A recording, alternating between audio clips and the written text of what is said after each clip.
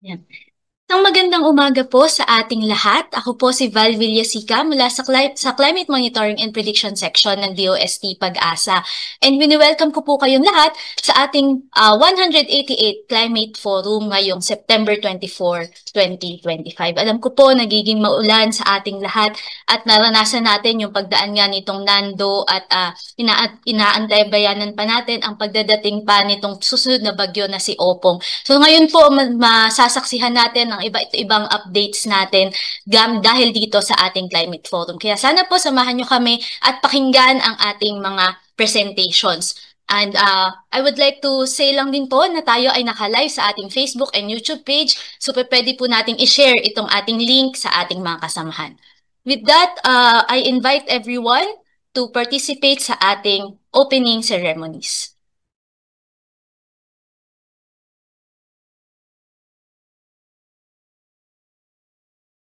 Heavenly Father, we come before you today in gratitude for this opportunity to gather together in this climate forum.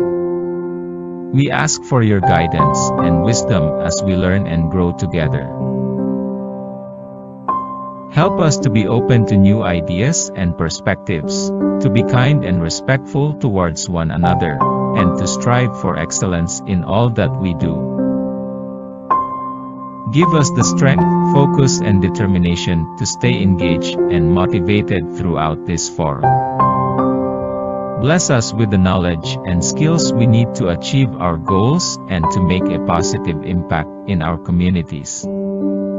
We also pray that you bless our families and loved ones, and keep them safe and healthy while we are away. We pray all these things in the name of Jesus Christ. Amen.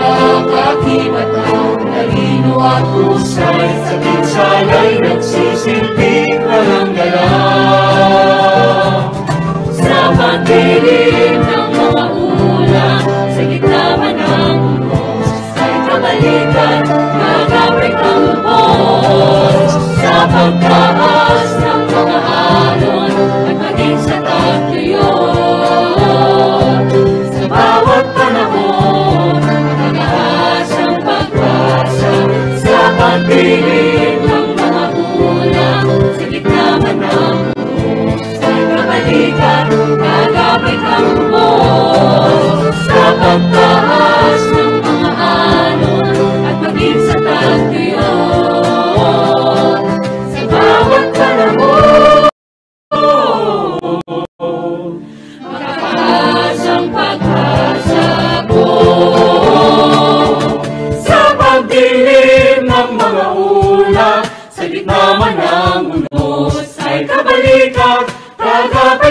hapon sa pagtaas ng mga alon at maging sa katuyon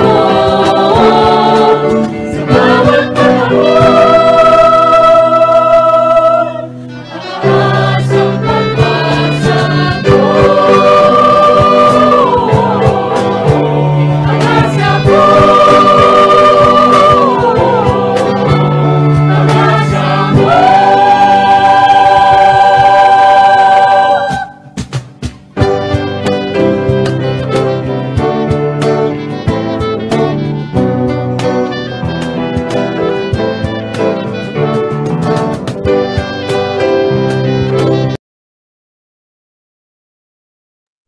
Maraming salamat po sa inyong participation sa ating opening ceremonies. With that, I would like to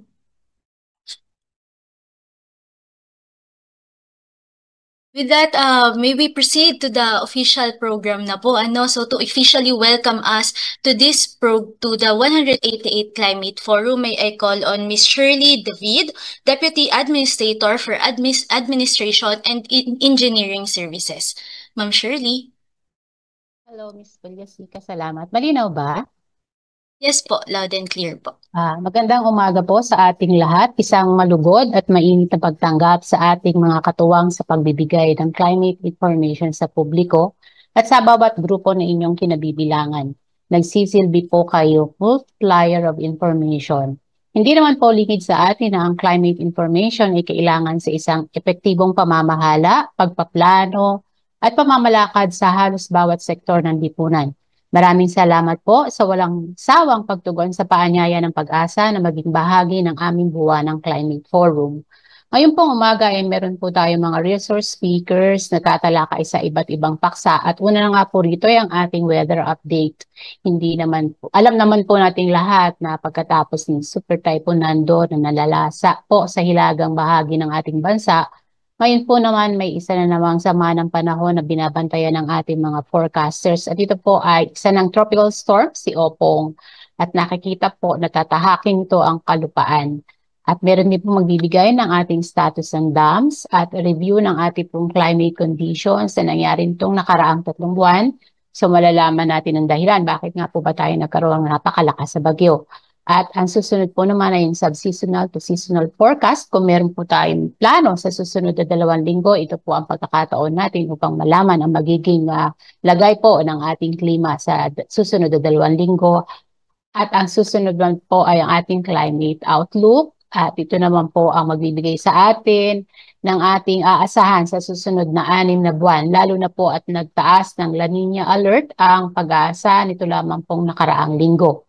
Hangad ko po ang isang produktibong talakayan ngayong umaga at bago po yan, nais ko po munang pasalamatan ang Climatology and Agrometeorology Division sa pangunguna ni Ms. Telma Cinco sa pag-organisa ng ating Climate Forum. Muli po, maraming salamat at magandang umaga.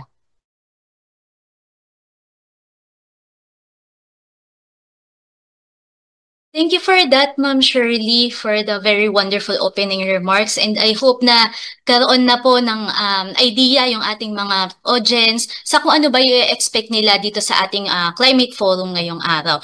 And from now, gusto po naming i-take itong opportunity na to habang kasama po natin ang karamihan sa ating mga participants as well as si Ma'am Shirley to take some photo opportunity po.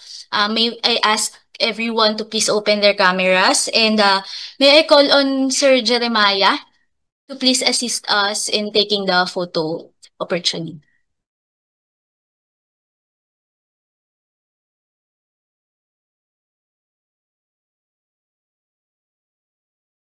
And good morning po.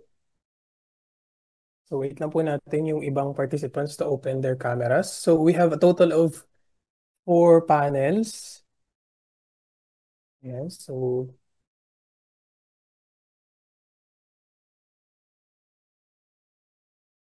okay, so may nag-open pa po ng kanilang cameras.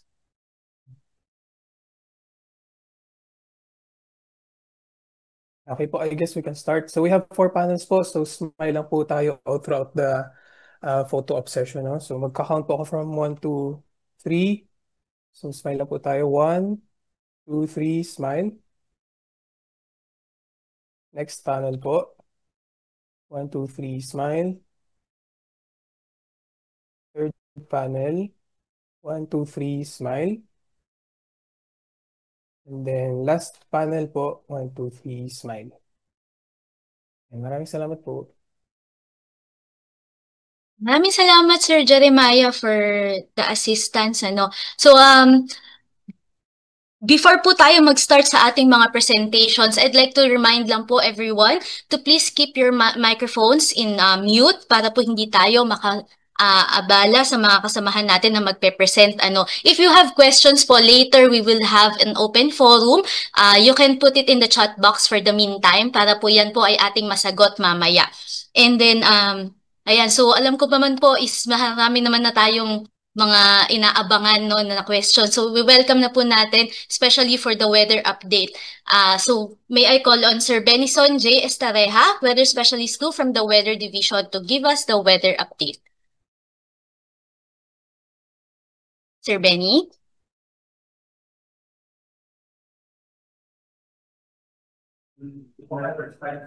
Hello? Yeah.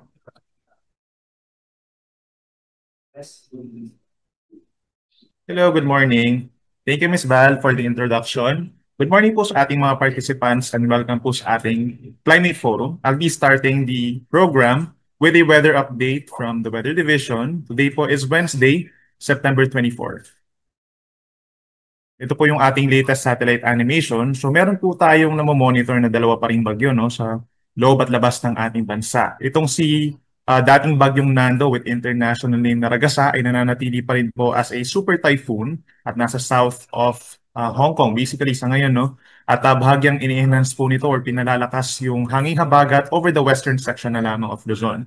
So based dun sa ating latest satellite animation, we're seeing na meron na lamang kaunting mga pag-ulan in some areas of Zambales, Bataan, Mindoro provinces, and northern Palawan. At yung mga pag-ulan natin over the rest of Luzon, mas magle-lessen na po for today. Ina-expect na lamang natin. Generally, occasional yung mga light to moderate rains. Then meron pa rin mga thunderstorms na aasahan pagsapit po mamayang hapon. In other parts of our country, dito sa may pating Visayas and Mindanao, patuloy pa rin yung generally fair weather conditions with some isolated rain showers. However, we're expecting naman na within the next 24 to 48 hours, magkakaroon na ng epekto doon yung ating minomonitor na si Tropical Storm Opong. Si Opong po, yung panglimang bagyo natin for this month and 15th for this year. Last location po nito is 760 kilometers east-northeast ng Hinatuan, Surigao del Sur at 65 kilometers per hour. Hindi hamak po na mas mahina kumpara dito kay Super Typhoon Ragasa. Pero ina-expect natin na unti-unti pa rin itong lalakas and makikita po nila doon sa susunod slide possibly as a severe tropical storm. On the other hand naman po yung ating southwest monsoon or hanging habagat, relatively hindi pa rin ganun kalakasan but we're expecting na habang lumalapit ito si Bagyong Opong, magkakaroon din po ng epekto muli ng southwest monsoon at yung paglakas nito over some parts of Palawan, western section of Visayas, and Mindanao. Ito po yung latest track ng Pag-asa regarding Opong as of 5 in the morning. So yung general movement po niya in the next 3 days ay west-northwest. So ibig sabihin po, sapit po ng Friday, napakalapit na ng sentro nitong si Bagyong Opong dito po sa may Eastern Visayas and Eastern Bicol region. And possibly by that time, Friday early morning po, severe tropical storm to. So estimated, the lakas po nito is more or less 100 kilometers per hour. So hindi hamak mabilis, may kalakasan na rin po itong daladalang hangin. So throughout Friday, magkakaroon ng direktang epekto from Opong itong Eastern Visayas, Bicol region, and some areas pa po ng Calabarzon and Mimaropa. Then ina-expect naman natin pagsapit po ng hating gabi ng Saturday, yun na yung time kung saan nasa may Calabarzon area na po yung sentro nitong si Bagyong Opong as of this latest track po natin. At yun yung time din kung saan pinakamalapit yung sentro ni Opong sa Metro Manila. At ina-expect natin naman pagsapit ng Sabado ng umaga, babagtasin din ng bagyo yung natitirang bahagi pa po ng Southern Luzon, Metro Manila, plus the southern portion of Central Luzon. So lalabas po siya dito sa may West Philippine Sea, Sabado ng umaga, at lalabas naman ang ating area of responsibility Sunday ng madaling araw pa or earlier. Kung mapapansin din natin, yung current po na lawak nitong si Bagyong Opong is 800 kilometers with 400 kilometers of estimated radius. So basically, yung lahat po ng sakop ng radius ng bagyo is posible magkaroon ng mga wind signals. No? Kung ipoproject po natin yung galaw nitong si Bagyong Opong, magkakaroon ng mga wind signals, basically halos buong Visayas, halos buong Southern Luzon, Metro Manila, and then most of Central Luzon as well. But we also have to consider, meron tayong tinatawag na cone of probability. So ito yung area kung saan possible na bahagyang bumaba pa or bahagyang tumaas yung sentro nitong si Bagyong Opong. So nandyan pa rin, nandyan talaga yung likelihood na Metro Manila will be directly affected Friday to Saturday po. So yung mga questions po nila regarding pa dito kay Bagyong Opong, yung mga racing ng wind signals natin, pwede po nating i-relay mamaya sa ating mga Q&A. Pero so far, dahil ito ay severe tropical storm category throughout its passage dito sa may Luzon and Northern Visayas, then hanggang signal number 3 pwede po nating itaas. For our rainfall forecast for today naman po, kapansin-pansin yung paghina ng effect ng southwest monsoon. No? So tanging Zambales, Bataan, and Occidental Mindoro yung magkakaroon ng 50 to 100 millimeters na dami ng ulan. Distributed throughout the day po yan. So generally mga moderate to heavy rains. And then for tomorrow naman, na medyo nagkakaroon na po ng epekto sa may Samar Island, itong si Bagyong Opong. Northern Samar and Eastern Samar could have a minimum of 50 millimeters daily rainfall or for that day for tomorrow po. Nandiyan na yung banta ng mga localized flooding at saka yung landslides, whereas for Occidental Mindoro, magpapatuloy pa rin po yung epekto ng southwest monsoon. Now, for araw ng Friday po, we're expecting na mas maraming lugar agad-agad yung magkakaroon po ng malawakang pag-ulan at may madalas na malakas na ulan.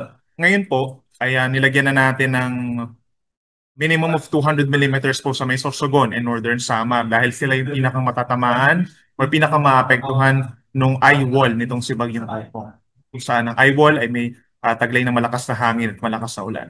Other areas pa na posibleng daanan din ng bagyo, itong Bicol region. So kung mapapansin po nila, araw ng Friday, the rest of Bicol region, Samar and Eastern Samar could have rainfall between 100 to 200 millimeters. So regardless po kung ito ay bumagsak for a short period of time or expanded po in a 24-hour period, yung ganun kadaming ulan, posible po mag-cause talaga ng malawakang pagbaha at pag-uho ng lupa. At yung mga kailugan natin, posible din po magkaroon ng overflow.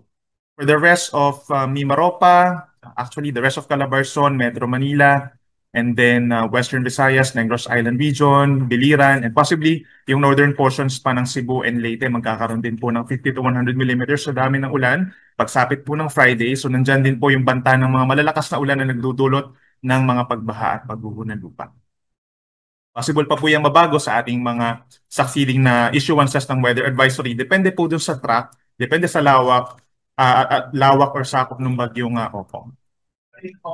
For our sea condition, sa ngayon po wala na tayong nakataas na gale warning. So nag-final po tayo ng gale warning as of 5 in the morning.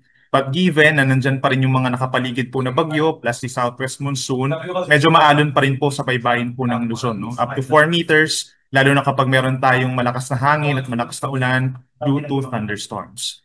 Tapos Visayas and Mindanao naman, yung mga pinakamalapit po dito kay Bagyong Opong sa ngayon, yung Eastern Visayas and Caraga region, so far, up to 2.5 meters, but pwede tayong magtaas po ng gale warning as early as tomorrow dun sa mga coastal regions or coastal provinces po doon. No? And possibly, dahil nga pag nagtaas tayo ng wind signals, automatically po sinususpend ng ating mga local posters po yung sea travel for all types of sea vessels in anticipation po dun sa pagdating ng matataas ng mga pag-alon. At hindi rin natin i-rule out na magkakaroon ng storm surge dahil ang minimum requirement natin for a daluyong po is tropical storm category. We're seeing this one as a severe storm. So nandun yung possibility for minimum of 1 meter storm surge dun sa mga direktang matatamaan po ng bagyo, such as again, Samar Island, Bicol region, coast ng Calabarzon, and then sa may western coast ng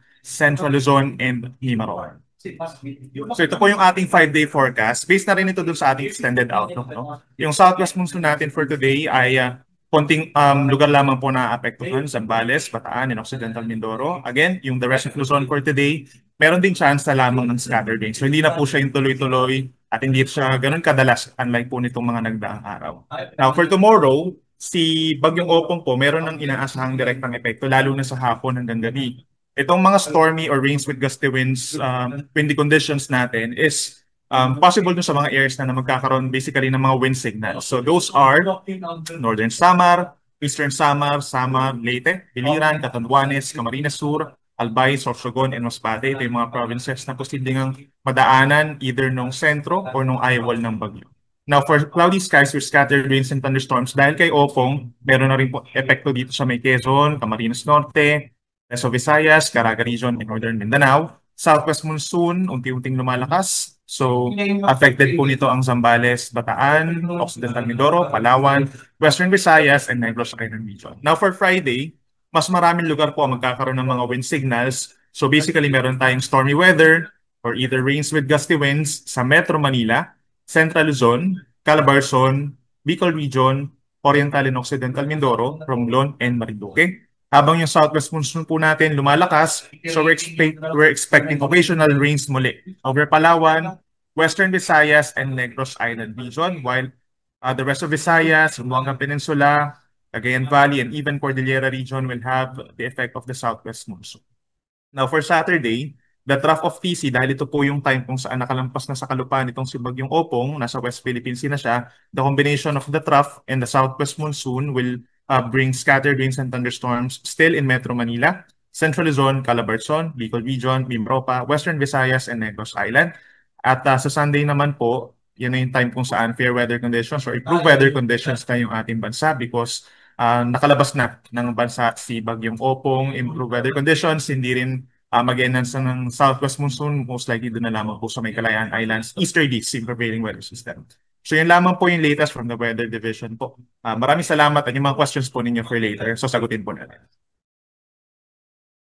Maraming salamat po Sir Benny for giving us the latest update dito sa ating nararanasang mga pag-ulan, especially kay Opong na inaasahan nga nating makakaapekto sa ating bansa this week hanggang sa weekend.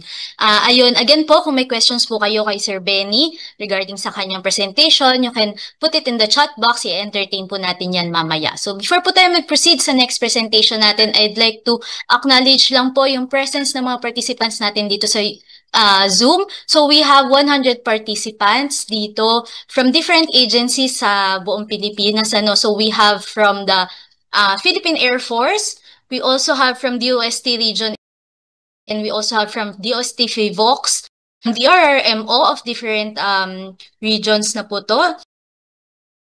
We also have participants from different LGUs and MDRRMO as well.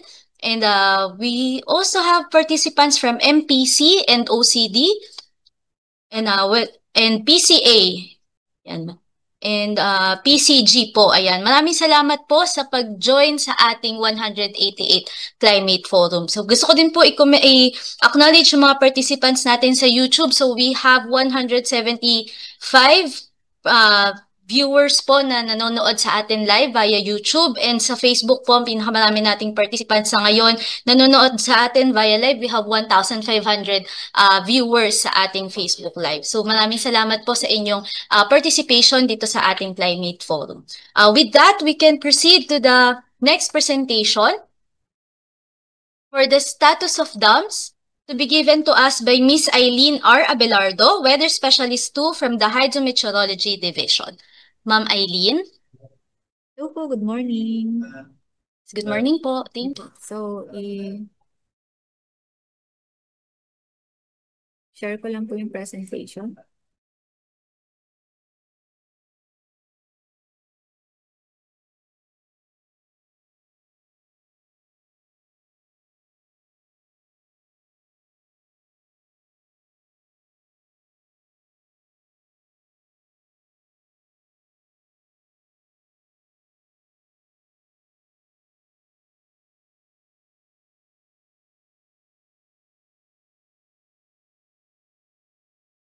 Kita na po yung presentation namin. Yes po. Okay na po. So, good morning po sa ating lahat. Again po, I'm Eileen po from the Flood Forecasting and Warning Section po ng Hydrometeorology Division ng Pag-asa. So, i-share ko po yung monitoring po natin dun sa major dams dito po sa Luzon as of 8 a.m.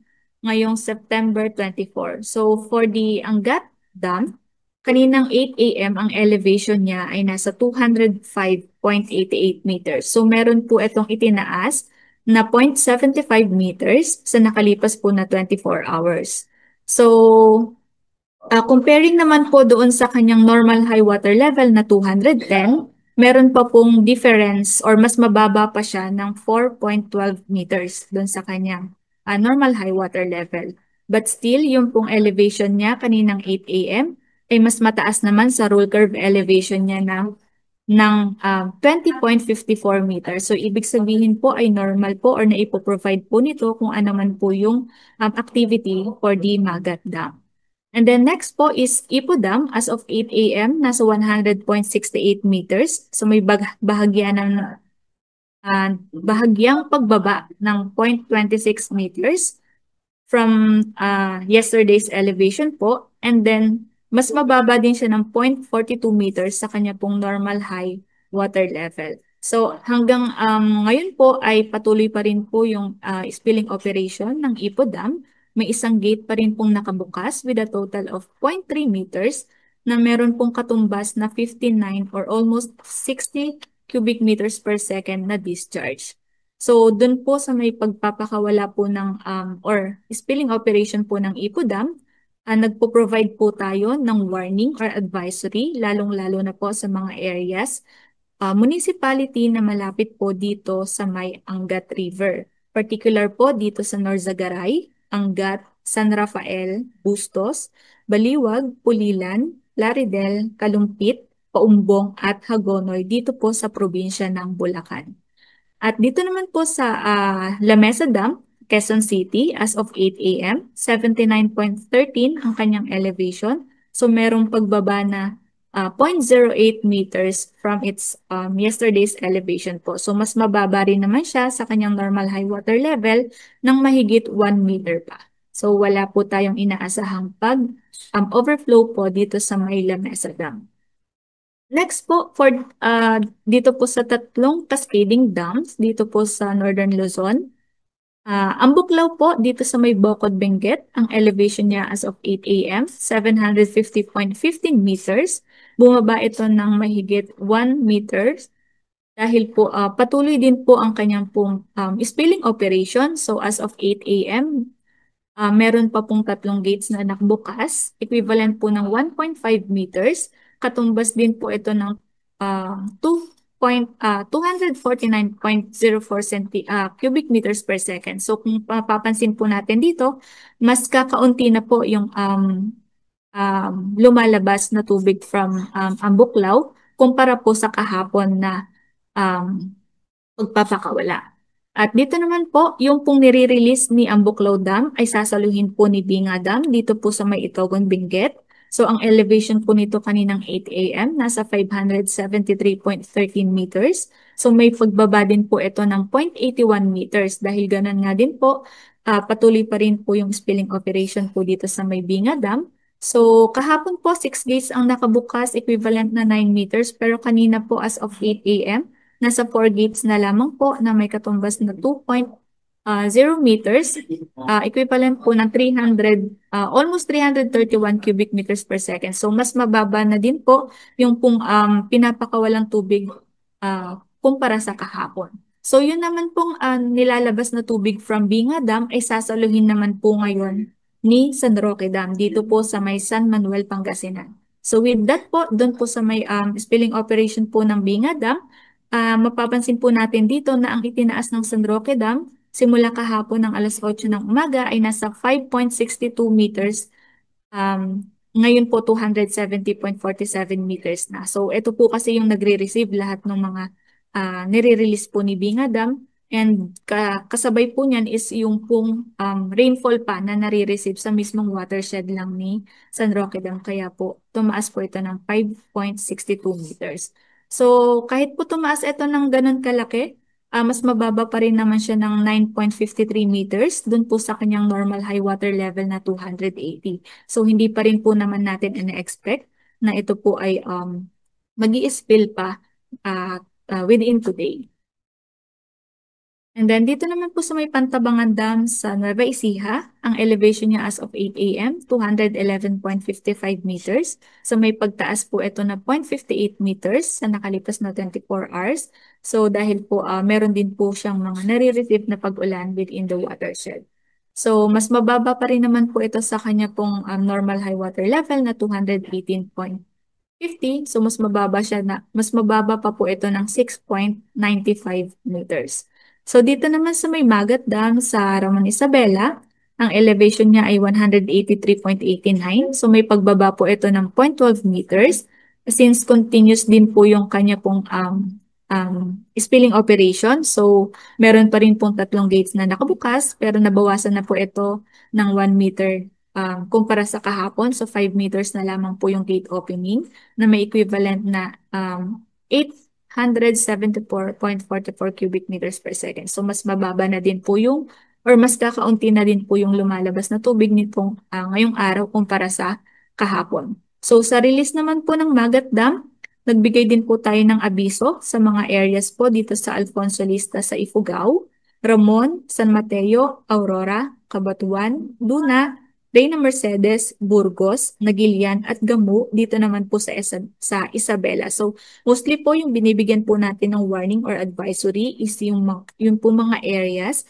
na malapit po doon sa mismong river and kung ano man po yung mga activities din po na isinasagawa malapit po doon sa may river. And then for Caliraya Dam dito po sa Lumban, Laguna, as of 8 a.m., 287.80 meters. So, may pagbaba naman po ito na 0.18 meters sa nakalipas po na 24 hours. So, yun po yung elevation ngayon or water level ngayon ng mga dams na monitor po natin sa Luzon. And then, ito naman po yung graph ng Angat Dam. So, sa taas po na graph ay dito po sa taas, sa upper right, makikita po natin yung graph na from August 1 hanggang today po, September 24. So, dito po, makikita din po natin yung mga pag-ulan na na-record po within the watershed ng Angat from sa buong month po ng September from TD Kiko, Lani, Mirasol hanggang kay Nando po. So, dito po, malaki po yung mga pag-uulan na na-receive ko dito sa may Angat watershed. So from September 1 na elevation niya at saka hanggang ngayon na elevation niya, meron pong itinaas na 4.81 meters.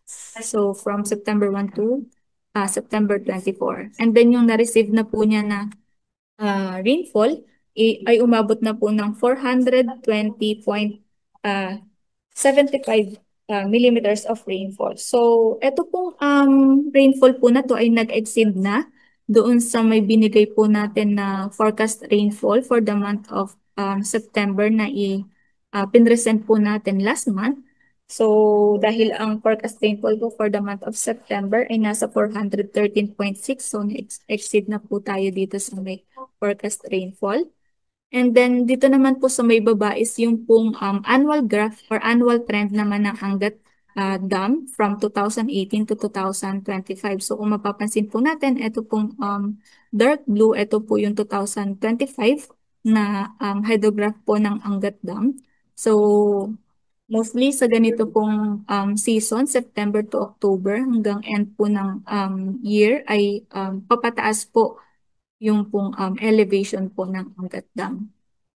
And para naman po sa may San Roque Dam, ito din po yung mga na-record na pag-ulan at saka po yung hydrograph from August 1 to September 24, 2025. And then sa baba naman po na graph is annual trend din po ng San Roque Dam. So kung mapapansin po natin dito sa may month po ng September, ito po yung mahigit 5 meters na itinaas niya from yesterday hanggang yung today po na elevation. So, simula po nung September 1 hanggang ngayon na elevation po, meron pong 6.39 meters po siya na itinaas or yung difference po niya. And then yung total rainfall na na-receive na po sa watershed po ng San Roque Dam ay umabot na din po ng 582 or almost 583 millimeters of rainfall. And dahil nga po dun sa mga patuloy na pagpapakawala or spilling operation po ng Ambuklaw Binga na kung saan si San Roque po yung um, ang nakaka-receive naman po. So, si Binga Dam or si Ambuklaw Dam ay nag-start po ng spilling operation noong September 5 hanggang ngayon po. So, mahigit 19 days na po yung natuloy-tuloy na nagpapakawala. But doon po sa average total outflow simula ng September 5 hanggang ngayon po is around 149 cubic meters per second. Pero yung maximum total outflow or yung pinakamalaki niya na napakawala is around 958 cubic meters per second yesterday. And then dito naman sa may Binga Dam, ito po yung directly na nakakapagdagdag ng tubig po sa may San Roque Dam is mahigit 19 days na din po itong tuloy-tuloy na nagpapakawala. So 190 yung average total outflow niya since September 5. Pero yung largest discharge niya or pakawala is umabot po ng 1,161 cubic meters per second yesterday. Kaya po meron pong malaking pagtaas sa water level po ng San Roque Dam. And then next naman po dito sa may Pantabangan Dam, so makikita din po natin dito sa upper right na graph is malaki or madami din pong na-receive na pag-ulan dito sa may watershed. Kaya po yung itinaas niya from September 1 hanggang today po or yesterday's na elevation ay 6.80 meters po. Dahil ang na-receive na po niyang pag-ulan sa watershed ay nasa 352.58 millimeters of rainfall. So kung mapapansin din po natin dito sa may annual trend ng Pantabangan Dam, dito sa may lower right na graph, so mas mataas din po siya kumpara dun sa halos mga nakalipas po na taon na water level po nito.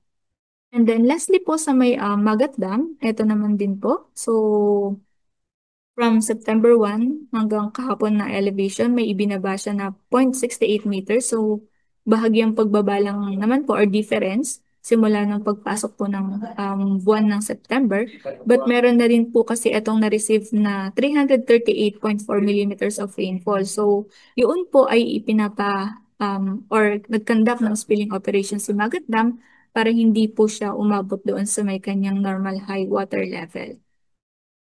So, since September 4 din po, nagpapakawala ng tubig dito si Magat Dam hanggang today. So, more than 20 days na din po ang kanya pong spilling operation. And para naman po sa may forecast or expected water level natin dito sa may 4 na major dam by the end po ng October. So si Angat po, ang current elevation niya ay 205.88. And then meron po tayong forecast basin rainfall galing po sa CLIMS, CAD, na 415.4 millimeters of rainfall. And then yung dam allocation po for the month of October is 82 cubic meters per second. With these numbers po, ina-expect po natin na aabot siya ng 208.95 meters by the end po ng October. So meron po siyang pag-increase ng nasa 3 meters po. Sa pag-increase po na yon, mas mataas siya dun sa kanyang rule curve elevation. So ibig sabihin po, pwede pong normal yung kanya pong activity or yung pag-provide po sa mga stakeholders ng Angat Dam. And comparing naman po dun sa kanyang spilling level or normal high water level na 210 ay mas mababa pa rin naman po siya or mababa ng bahagya or almost 1 meter. So ito po yung kailangan din po nating i-monitor kung sakali man na magkaroon po ng pagbabago dun po sa mga pag-ulan na marireceive po sa watershed po ng Angat, i-monitor po natin ito. And then, dun po kasi sa current elevation niya today na 205, kailangan pa kasi niya ng 142 millimeters of rainfall. It is a single event or yung minsan ng pagbuhos po ng ulan. So, wala naman po tayong ina-expect na ganito kalaking amount ng pag-ulan within the watershed of Angat within today po. So, hindi din po natin ina-expect na marireach po niya itong elevation. And for the San Roque Dam, from 270.47 meters na elevation niya today, ina-expect po natin by the end of October na tataas siya up to 273.29 given po na meron po tayong forecast rainfall na 321 millimeters of rainfall and the dam allocation po na 70 cubic meters per second.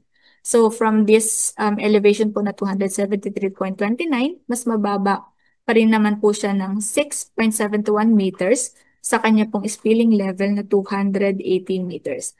For the Pantabangan Dam, from 211.55 na elevation niya today, in-expect po natin na tataas pa siya ng 215.64 meters. Pero mas mababa pa rin naman po siya sa kanyang normal high water level ng 5.36 meters. So, hindi rin po natin expect na marireach niya po itong normal high water level na 221 by the end of October. So, lastly po, dito po sa May Magat Dam, currently kasi ay tuloy-tuloy po yung kanya pong spilling operation.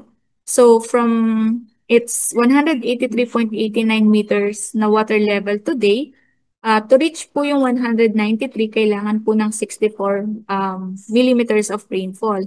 Ngunit dahil nga po tuloy-tuloy pa yung kanya pong spilling operation, ito po ay posible pang magbago, depende po dun sa kanila pong kung gaano kadami yung ipapakawalang tubig mula po dito sa Maynilad Dam. So, yun lamang po. Maraming salamat. Maraming salamat po, Miss Eileen, for the dam update. So, ayun po, sa mga kasamahan natin o sa mga kababayan natin na nakatira malapit nga dito sa mga dams na nabanggit ni Miss Eileen, tayo po ay patuloy na magbantay sa ating mga sitwasyon dyan and sa ating mga forecast or situational reports na nilalabas, and especially sa ating official website, official Facebook page and website. So, doon po tayo palaging titingin para maging updated tayo sa ating current na situation. Alright, so to proceed with the next presentation, balikan po natin muli ang mga nangyari nitong mga nakaraang buwan. So to give us the review of climate conditions from August to September 22, 2025, may I call on Mr. Joey H. Figuracion, Weather Specialist 2 from the Climatology and Agrimeteorology Division. Sir Joey. Thank you so much, Val. Magandang umaga po sa ating mga participants. I-share ko lang po muna ang aking slides.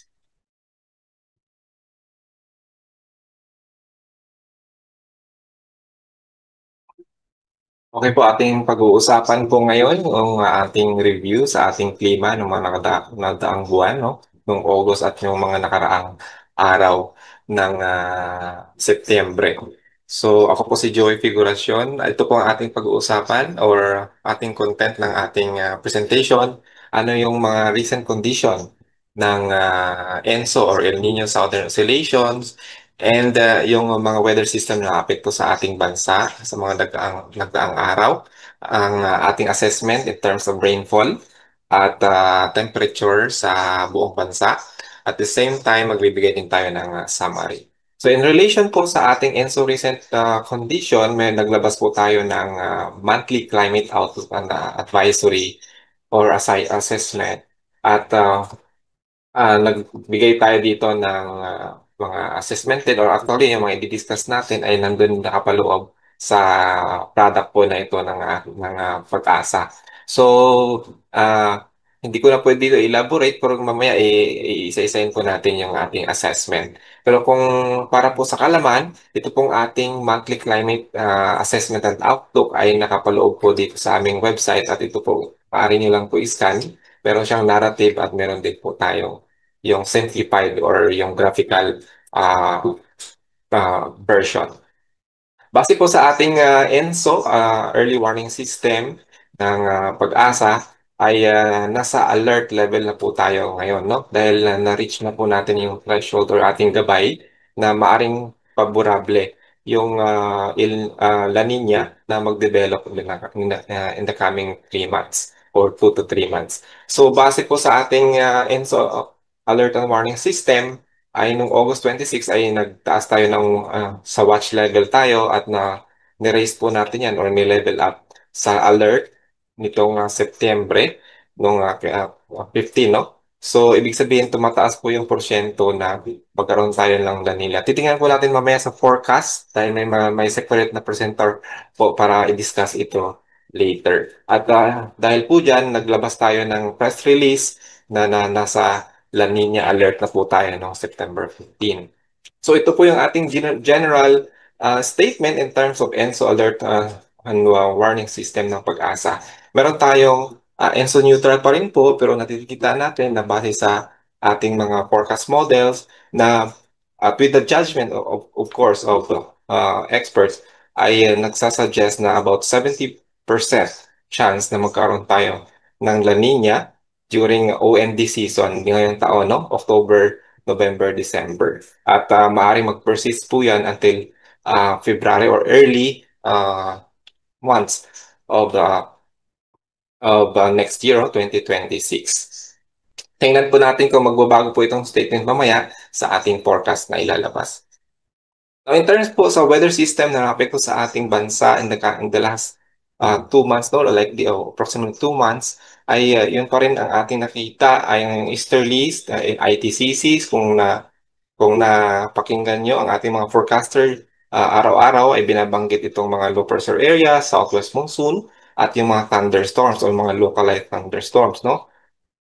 Meron din tayong mga bagyo, no? Actually, 10 yung ating bagyo na, no? Nung nakaraang mga araw. Or sa buwan ng August ay 5 at itong nagdaang araw ng Setyembre ay 5 rin po ang ating naranasan or meron tayong ongoing o maranasan pa lang. So ito yung mga rainfall ng bagyo, no, na dumaan sa ating area of responsibility at yung kanyang mga track, no. Although yung mostly dito ng August ay hindi naman po naglandfall, si Isang lang po ang nag-cross ng Northern Luzon at ito po yung nagbigay ng mga pag-ulan. Ang marami sa mga bagyo na ito ay malayo sa landmass, hindi umabot sa kalupaan. Si Isang ay noong August 22 to 23 at nagbigay ng mga pag-ulan sa malaking bahagi ng Luzon. Now, titingnan natin yung mga bagyo no, nagdaang Setyembre o mga araw na nagdaan ng itong buwang Setyembre. Kung titingnan ninyo ay yung mga ang mga si Nando ang pinakahuli no na nag-cross ng landmass o tumawid sa kalupaan kasunod ni Mirasol. But yung si Kiko at si Lani ay malayo po siya sa ating kalupaan. At yung parating nga na si Opong ay nakikita natin na mag-cross tulad na na-discuss kanina ng ating forecaster. So, ina-anticipate na maaring makapekto rin yan sa ating bansa, no? Sa buwan ng August, ang naitala ng NDRMC base sa kanilang situational report ay hindi gaano nagkaroon ng malawakang pinsala, no, sa agrikultura at sa infrastruktura sa ating bansa, yung mga nagdaang bagyo ng August. But likely, meron pa rin mga pagbaha na itala, no? 43 incidents of flooded areas ang naitala. So, nagkaroon pa rin tayo ng inconvenience at may pinsala pa rin sa ating bansa itong mga bagyo nagdaan ng August. At itong Setyembre ay base po sa situational report ng NDRMC nitong latest po nila is September 23 ay may mga casualties din na report, although for validation pa ang iba ay nagkaroon po ng deaths of about 4 ang mga nagdaang bagyo na si Mirasol at yung Bagat as well as yung Sinando. And maraming areas ang nakakaroon ng pagbaha, no, about 243. At although hindi pa po ito conclusive kasi nagkakala pa po ng impormasyon ng NDRMC at maaari pang madagdagan itong mga datos na nakikita sa kanilang website. At actually sa sa infrastruktura ay wala pang masyadong datos, pero in terms of sa agriculture, mayroon na report about 14 million plus na damage sa agrikultura. Now, base po sa ating assessment in terms of climate, titingnan po natin yung actual rainfall na nangyari noong August. Ay nakikita nyo po dito na malaking bahagi ng ating bansa ay nagbo-blue at nag-green. Ibig sabihin po, near normal hanggang above normal o tama lang o sakto lamang hanggang sa sobra ang mga na italang pag-ulan sa malaking bahagi ng ating bansa. Particularly yung Visayas at Mindanao, no? Nag-blue at nag-green. At ibig sabihin sobra-sobra o maaaring sakto lang or sobra-sobra ang mga pag-ulang naranasan. But iba naman ang nangyayari sa malaking bahagi ng Luzon, no? Itong gawing kanluran ng malaking bahagi ng Luzon ay medyo may kakulangan sa natanggap na ulan noong buwang Agosto. So makikita dito sa matrix na ito nga yung mga bahagi po ng CAR, meron tayong bahagi ng Central Luzon. So Central Luzon at Ilocos Region at CAR yung medyo may naitalang mas mababa kaysa sa konti yung or rather mas mababa kaysa sa usual nating naranasan sa mga lugar na ito na nabanggit ko.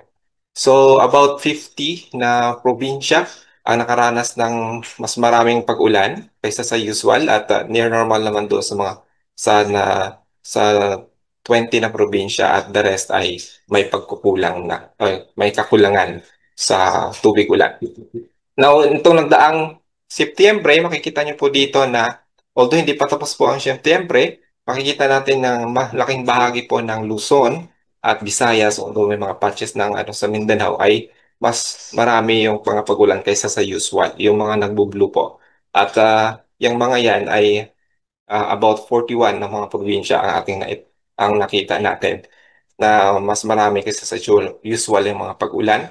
So, nearly 50% pa rin ng ating bansa ay mas maraming ulan ang nararanasan.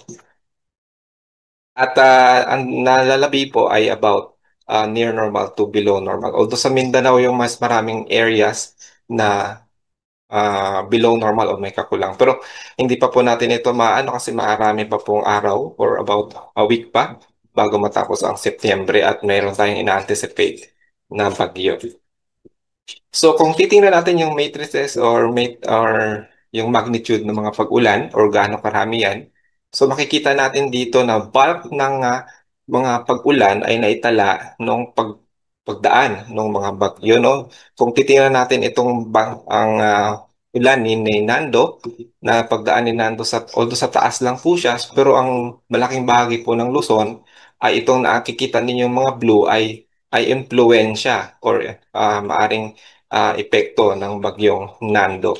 Although hindi siya sa mainland, doon sa northern part ay yung enhanced na southwest monsoon naman ang nagpaulan at malaking although yung niya kasi yung rain bands niya malawak din, no? So likely isa po siya sa dahilan na malaking sa buwan ng Setyembre ay naulan ay siya po ay malaking bahagi po ay naitala sa panahon or during the traverse of Nando. So actually sa La Trinidad Benguet ay nakikita natin na more than yung isang buwang ulan is about 546.9, no? Ayan yung normal niya nasa buwan ng buwan. So during the passage of Nando about September 15 to 22, 22 lang po ito, hindi pa po kasama yung kahapon dahil ngayon pa lang po natin matatanggap. Makikita na na-reach na po o actually sobra pa sa 3 araw or 4 na araw na passage ni Nando ay naitala mas sobra pa doon sa isang buwang ulan na naitala or sa usual na ulan during the month of September. Now, titingnan naman natin pagdating sa temperatura nung buwang Agosto, makikita natin dito na yung nagpupula or mas mainit kaysa sa usual, malaking bahagi ng Luzon ang nakapagtala ng mas mainit kaysa sa usual or tinatawag nating warmer than average temperature. Yung mga puti ay usual lamang o sakto lamang at yung nagbo-blue ay nakikita natin na mas cooler. May mga patches ng bansa na mas cooler than usual or mas malawig kaysa sa usual. Lalo na itong bahagi ng Kasiguran, itong Busuanga or Coron area at patches dito sa Eastern Visayas at Southern Mindanao. Now, kung titingnan natin yung pinakamataas na temperatura na itala noong Agosto, ay noong August 1, ay sa national level ay 38.2 degrees Celsius. Now, yung pinakamataas naman kung i-consider lang natin ang Metro Manila, ay around sa bahagi po ng Pasay City noong August 19, 35.6 degrees Celsius. Naitala naman ang pinakamababa na temperatura sa buong bansa sa Benguet or La Trinidad Benguet sa 14.3, no? At 23.3 naman kung sa Metro Manila sa Pasay City. Sa buwan ng Setyembre o yung nagdaang mga araw ng Setyembre ay makikita niyo po na nagbo-blue ang malaking bahagi ng Southern Luzon or Central Luzon ng Southern Luzon. So ibig sabihin mas malamig kaysa sa usual ang narasang temperatura natin nitong nagdaang mga araw ng Setyembre.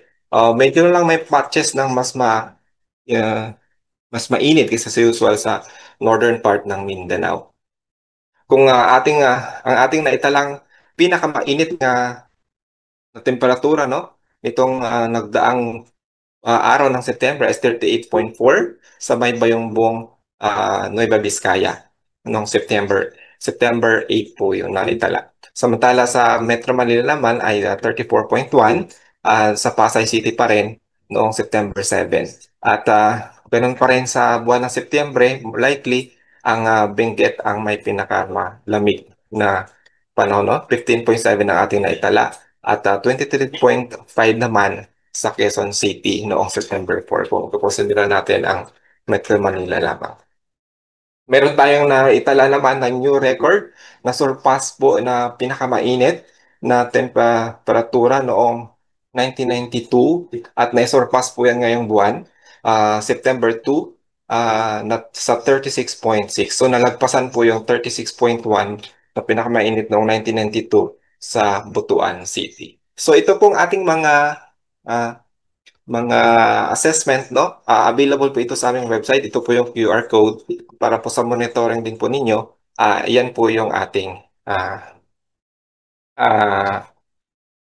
QR code at pwede nyo pong subaybayan yan sa aming website. So in summary po, ay ang atin pong rainfall noong unahin po natin yung ENSO Alert and Warning System ng Pag-asa. So nasa ENSO neutral po tayo ngayon. Titingnan po natin kung itong alert ba ay magtutuloy-tuloy sa ating forecast later na i-discuss ng separate presenter. At yung ating pag-ulan po ng September, rather nung August, ay mas malawak o mas maraming lugar sa ating bansa ay nakaranas ng above normal rainfall condition o mas marami kasi sa usual. At except doon sa kanina nakita nyo sa western part ng Luzon na may kakulangan sa tubig ulan na naranasan. Samantala yung sa ating temperatura ng August ay nakita natin na near or sakto lamang hanggang sa mas mainit kaysa sa usual ang naranasan sa buwan ng August sa malaking bahagi ng ating bansa. Although may mga patches lang na cooler than usual, mas malamig kaysa sa usual sa bahagi ng Aurora, no, sa Palawan area, sa Eastern Samar at maging sa Gensan, no.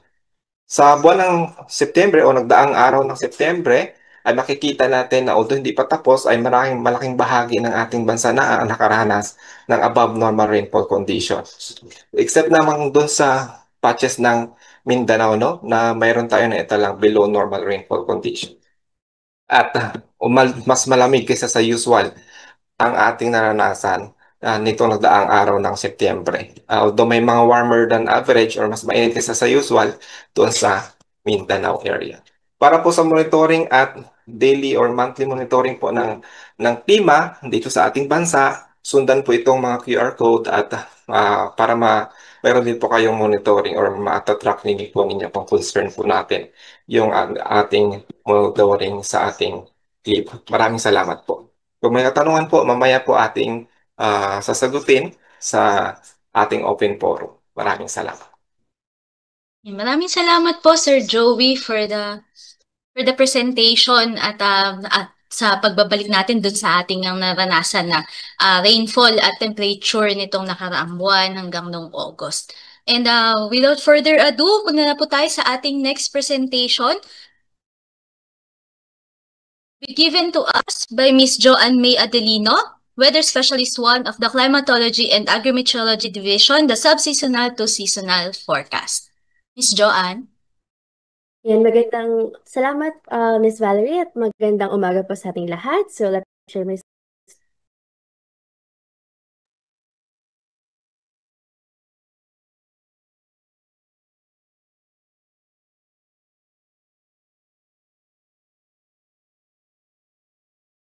Ayan, so nakita na po ba yung aking presentation? Yes po, Miss Joanne. Thank you. Alright, sige po. Salamat po. Muli po, good morning everyone. I am Joanne Meodolino po from the Climate Monitoring and Prediction section ng DOST Pag-asa. And for my presentation po, I will be giving you the sub-seasonal to seasonal or S2S forecast for the next 2 weeks. So, ito po yung outline ng aking magiging presentation. Una, itatalakayin po natin kung ano nga ba yung sub-seasonal to seasonal forecasting o yung S2S forecast. At sunod naman, ay titignan naman natin yung mga sources of predictability nito, especially yung sa ating MJO o yung Madden-Julian Oscillation. Next naman ay atin nang ibibigay yung S2S climate forecast for the next 2 weeks and ang ating summary. So first po, let's define what a sub-seasonal to seasonal forecasting is. So katulad po na present kanina ni Sir Benison, we have the usual weather forecast na naglalast po for a few days.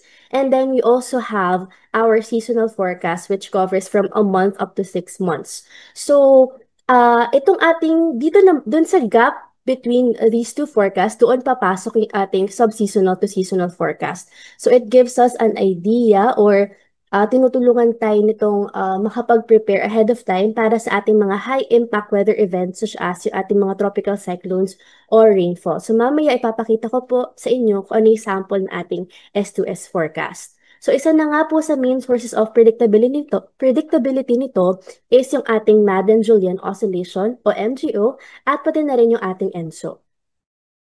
Pero for this part po, ang tatalakayan natin is yung ating MJO. So ano nga ba MJO o yung Madden-Julian Oscillation? Ito ay isang eastward propagating na system along the equator. So depende po sa lokasyon nito at sa lakas nito ay maaaring makapag-suppress or makapag-enhance ng pag-ulan sa certain area.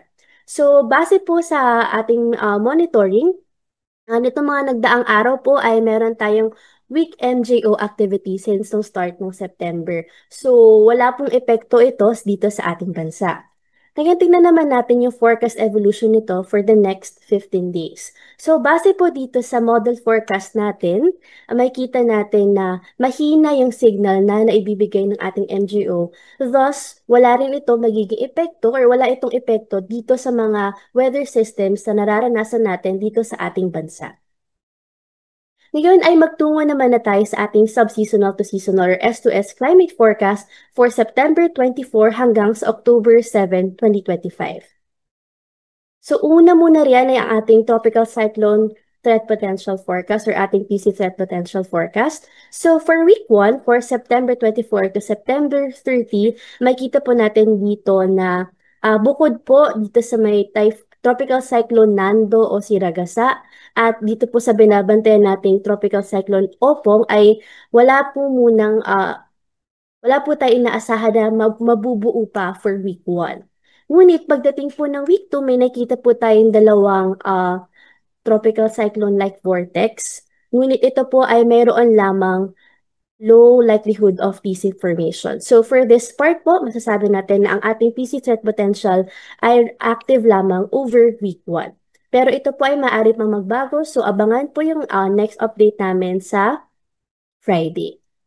And tingnan naman po natin yung mga usual tracks na nararanasan dito sa ating bansa sa buwan ng Setyembre. So dito po sa ating graph, meron po tayong 4 na usual na tracks. So una-una itong ating recurving TC, papunta po dito sa may northeastern part ng ating Philippine Area of Responsibility. So hindi po siya magla-landfall and mag-move lang siya towards Japan or Korea. And usually po yung ganitong track ay less likely to enhance yung ating southwest monsoon. Ikalawa naman, we have the recurving thesis din po, papunta naman sa may northwestern part ng PAR, papunta ng Taiwan. At yung lokasyon po nito ay maaari namang makapag-enhance ng habagat during its passage. At yung sa ikatlong scenario naman po, meron tayong mga landfalling thesis na magtra-traverse dito sa may northern and extreme northern Luzon, papuntang Hong Kong or China. Medyo katulad po nito yung sa ating tropical cyclone na si Nando.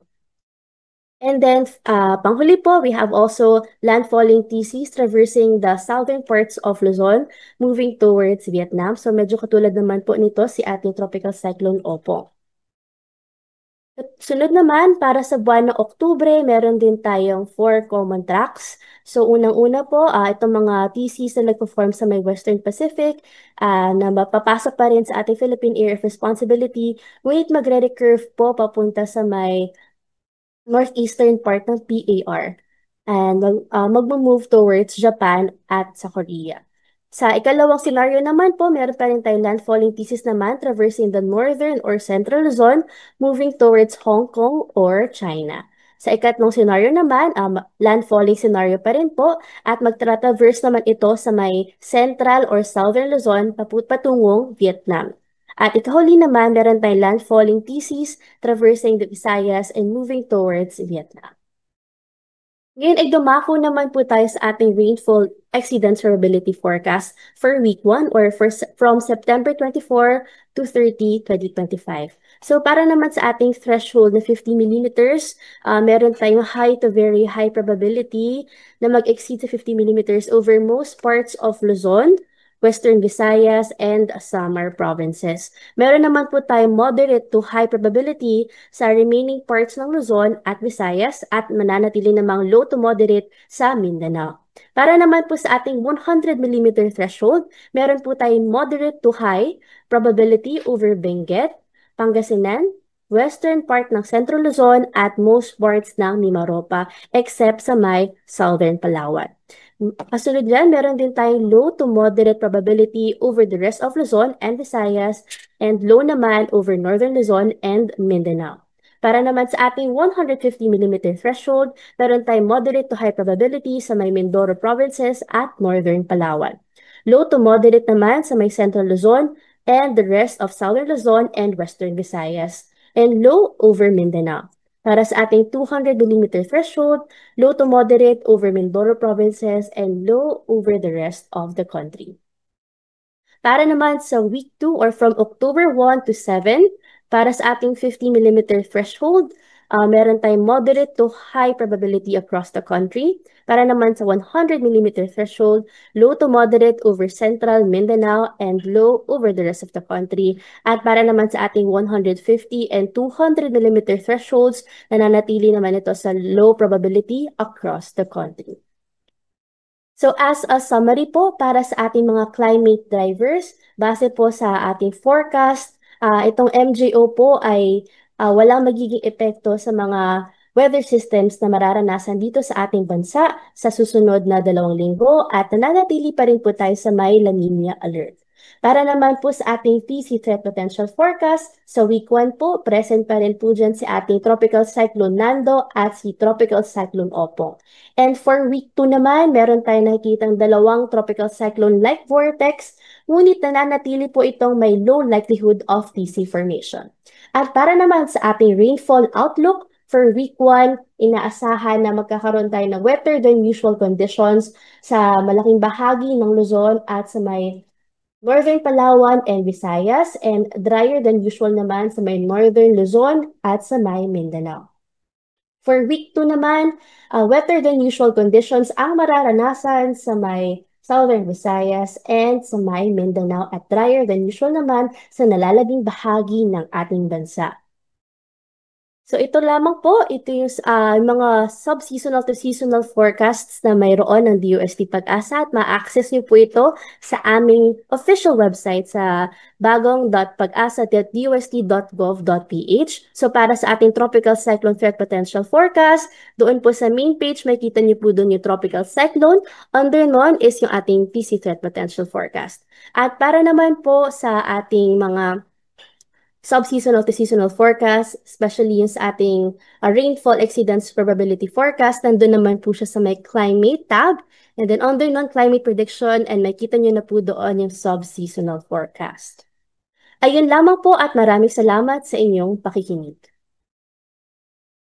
Maraming salamat po, Miss Joanne, for that presentation. So nakita nga po natin yung ating MJO na binabantayan, within the next 2 weeks mukhang inactive po siya. And for next week, I think low probability pa yung ating forecast sa pagkakaroon ng mga bagyo. So, ayan po. So, alam ko, inaantay na din po natin yung ating next presentation. So, again, if you have questions po dun sa ating mga previous presentations, pwede nyo na po yan ilagay sa ating chat box. Meron po tayong mga kasamahan dito na nag-collate niyang mga questions na yan, and mamaya babalikan po natin yan sa ating open forum. And with that, let's proceed to the next presentation for the climate outlook to be given to us by Dr. Joseph Q. Basconcillo, Senior Weather Specialist and the Career Scientist 1 from the Climatology and Agrimeteorology Division. Dr. Shaw? Magandang umaga po sa ating lahat. Please allow me to share my presentation. Audible naman ako, Miss Val, ano? Yes po, Dr. Shaw. Okay, thank you. And this will be the screen. Right, so nakikita na ba yung aking presentation? Yes po, sir. Is it sharing? Alright, thank you. Magandang umaga po sa ating lahat. Isang makaagham na umaga po sa ating lahat. Nagbabalik at muling nagpapakilala po mula pa rin sa Climate Monitoring and Prediction Section ng DOST Pag-asa, Joseph Basconcillo po.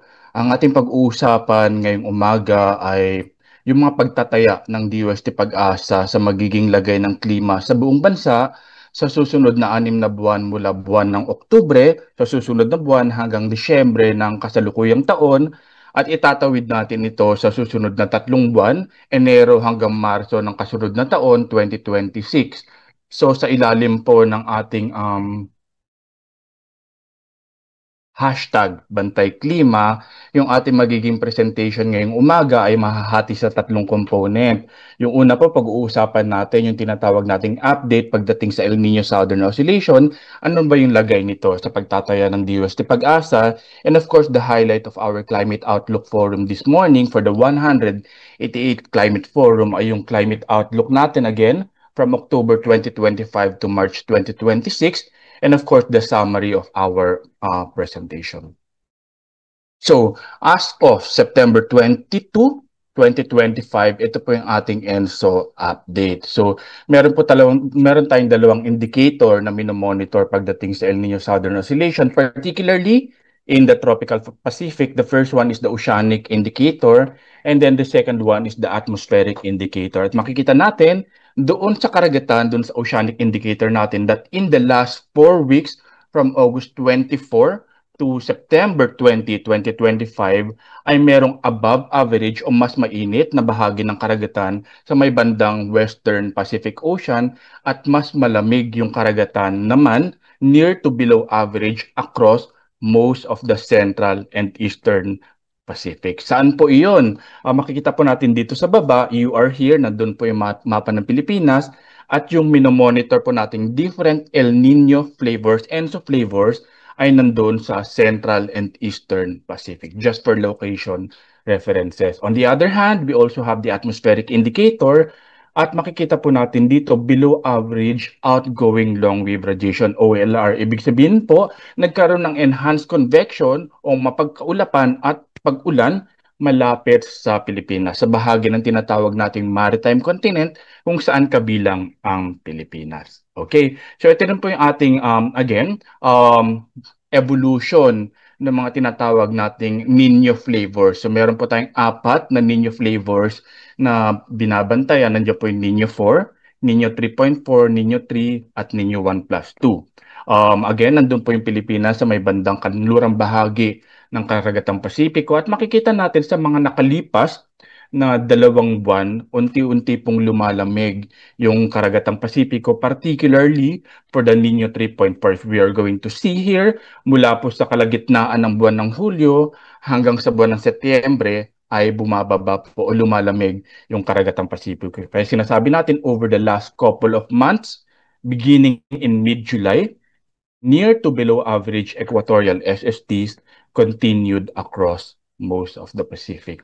And makikita din natin doon sa mas malalim na bahagi ng karagatan natin, yung subsurface temperature natin ay above average again doon sa Western Pacific kung saan malapit ang Pilipinas, bagamat mas mababa o mas malamig yung malalim na bahagi ng karagatan doon naman sa kalagitnaang bahagi ng karagatang Pasipiko.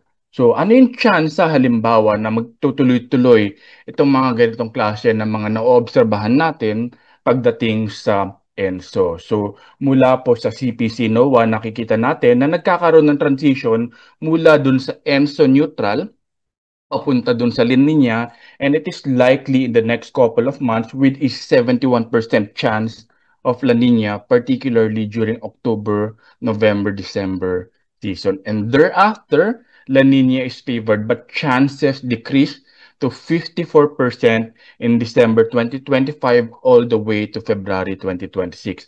Makita po iyan, 66%, 71%, 65% at yung binabanggit po natin, bababa papuntang 54% ng December 2025, January, February 2026.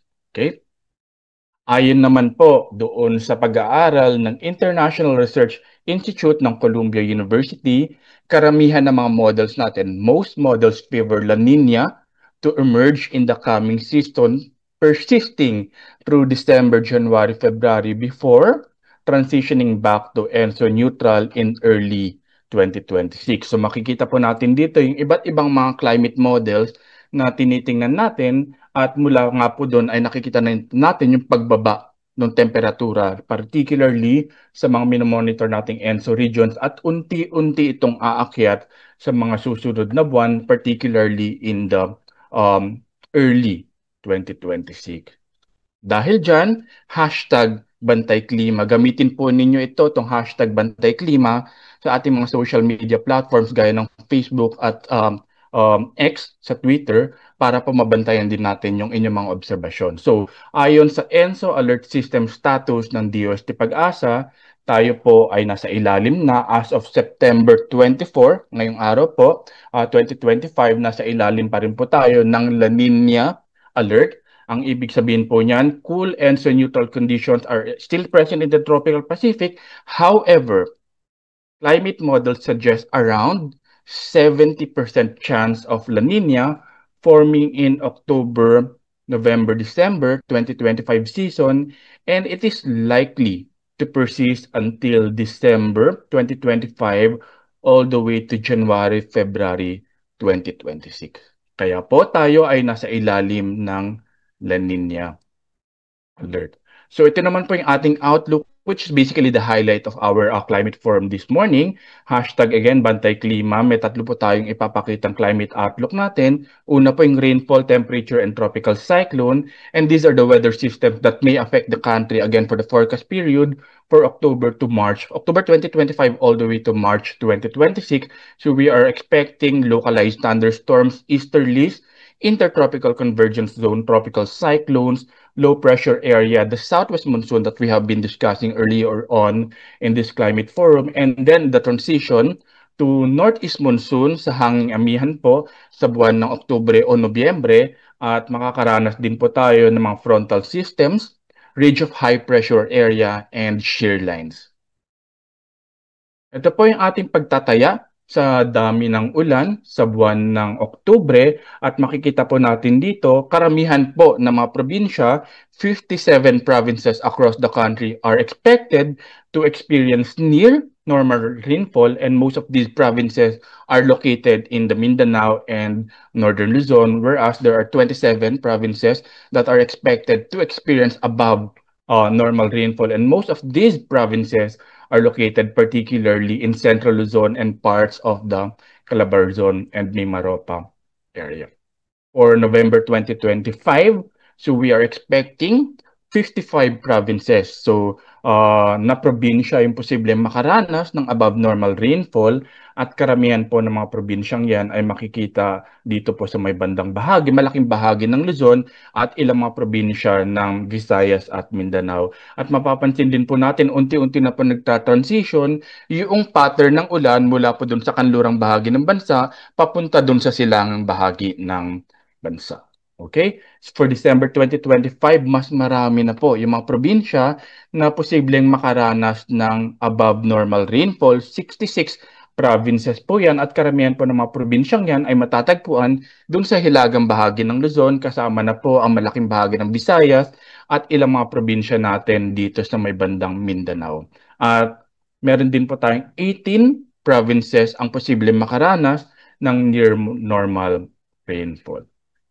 Pagdating po ng Enero 2026, malaking bahagi pa rin po ng bansa, karamihan pa rin po ng mga probinsya, 63 provinces across the country are expected to experience above normal rainfall, and most of these provinces are again concentrated in the Visayas region and parts of Mindanao, and of course for the eastern section of the country. And we would like to highlight as well that for this forecast period, yung ating pong forecast rainfall, makikita po doon yung concentration ng ulan sa silangang bahagi ng bansa natin. For February 2026, mas marami pa rin po yung mga probinsya na posibleng makaranas ng above normal rainfall, 50 provinces po, at meron tayong 26 provinces that are expected to experience near normal rainfall, whereas there are now 7 provinces that are expected to experience below normal rainfall, and way below normal rainfall, 1 province po yan. Makikita po yan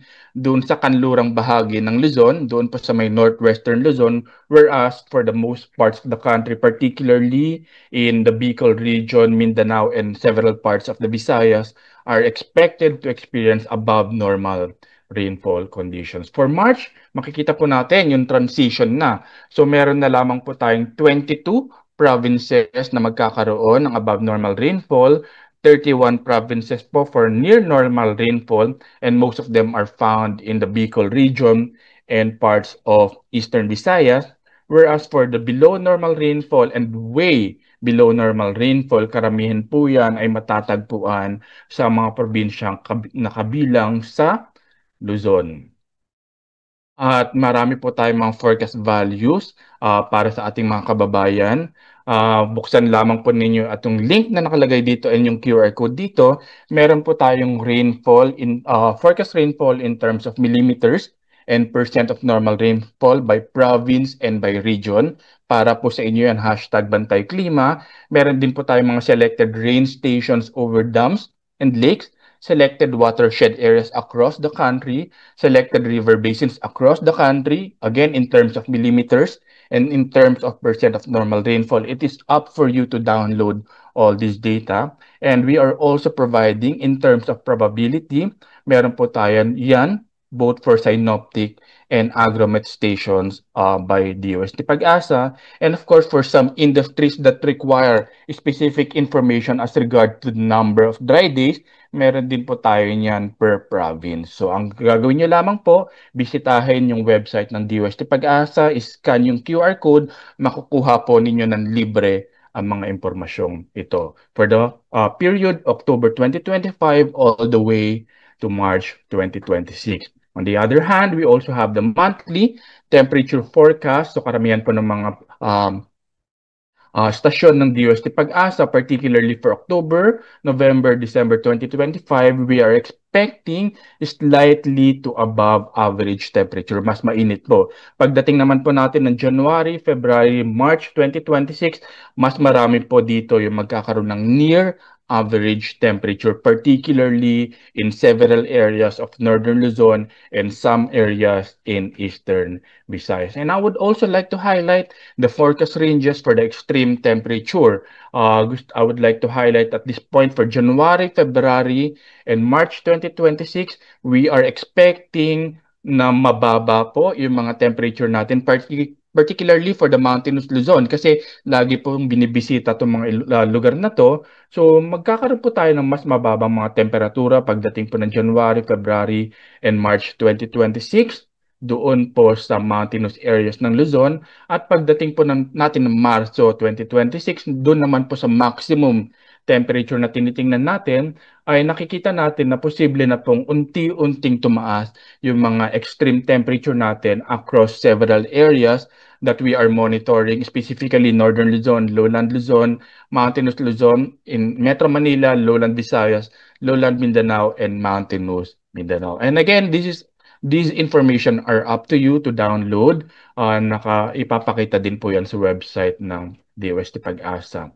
Bagyo. How many tropical cyclones are we expecting for the forecast period from October to March 2026? So for October, we are expecting 2 to 4 tropical cyclones. For November, 2 or 3 tropical cyclones for December 1 or 2, from January, February, and March, all of which we are expecting 0 or 1 tropical cyclones, for a total of 5 to 12 tropical cyclones again from October to March 2026. And we are also showing here yung pong mga TRAPS climatology o yung usual na dinadaanan ng mga bagyo for the forecast period mula 1948 to 2015. For summary po, ENSO status natin, malinaw po yan. Cool ENSO neutral conditions are still present in the tropical Pacific. However, climate models suggest a 71% chance of La Nina forming in October to December 2025 season, and it is likely to persist until December, January, February 2026 season. For our rainfall outlook, October to December 2025, we are expecting near to above normal rainfall conditions in most parts of the country. For January 2026, below normal rainfall conditions. For February 2026, below to way below normal rainfall in northwestern section of the country, and near to above normal rainfall across the rest of the country. For March 2026, we are expecting below to way below normal rainfall conditions in northwestern section again of the country, and above normal rainfall in some parts of the Bicol region, the Negros Island region, central and eastern Visayas, and Mindanao, and of course near normal rainfall for the rest of the country. For temperature outlook, so for October, November, December 2025, near average to slightly warmer than average surface temperature across the country. Sa buong bansa po yan. January, February, March 2026, near average to slightly warmer than average surface temperature across the country ang ating posibleng maranasan, particularly those in higher latitudes, which we have been highlighting in previous discussion. For tropical cyclones, we are expecting 5 to 12 tropical cyclones that are likely to develop and or enter the Philippine area of responsibility during the forecast period from October to March 2026. So with that, Pag-asa will continue to monitor ENSO conditions at magbibigay po tayo ng mga pinakahuling abiso sa ating mga kababayan pag nagkaroon po ng mga malalakihang pagbabago doon sa ating mga binabantayan sa klima. Ang tentative schedule po natin for the 189th Climate Forum, magkita-kita po tayo sa susunod na buwan, October 29, 2025. At with that, ito po yung ating mga social media sites. And then Pag-asa website. Magandang umaga po sa ating lahat. Maraming salamat po. Maraming salamat po, Doc Tasio, for the very comprehensive presentation sa ating outlook.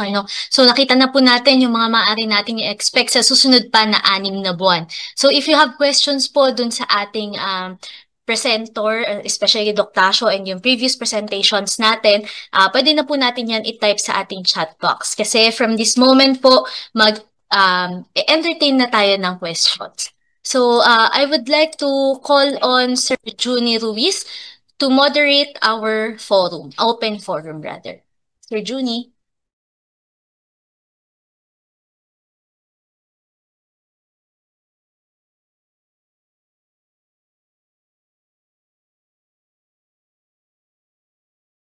Good morning everyone. So dadako na po tayo dito sa ating open forum.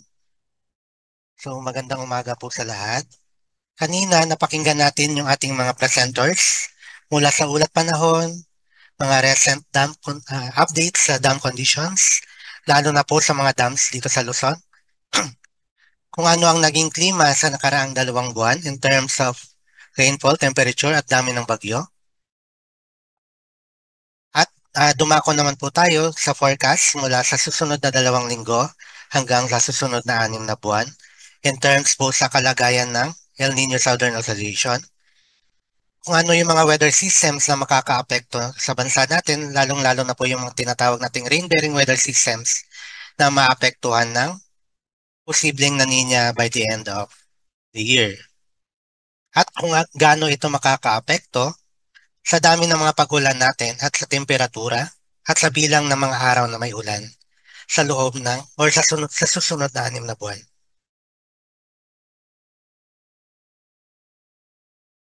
So, para po sa unang katanungan, so from Facebook at YouTube audiences, pinag-isa na lang po namin. So, para po ito kay Sir Beneson Sereha from our Weather Division. So, first question ay gaano ba kalakas si Upong at posible bang maging typhoon? Parehas ba ang track ni Milenio at Glenda kay Bagyong Upong?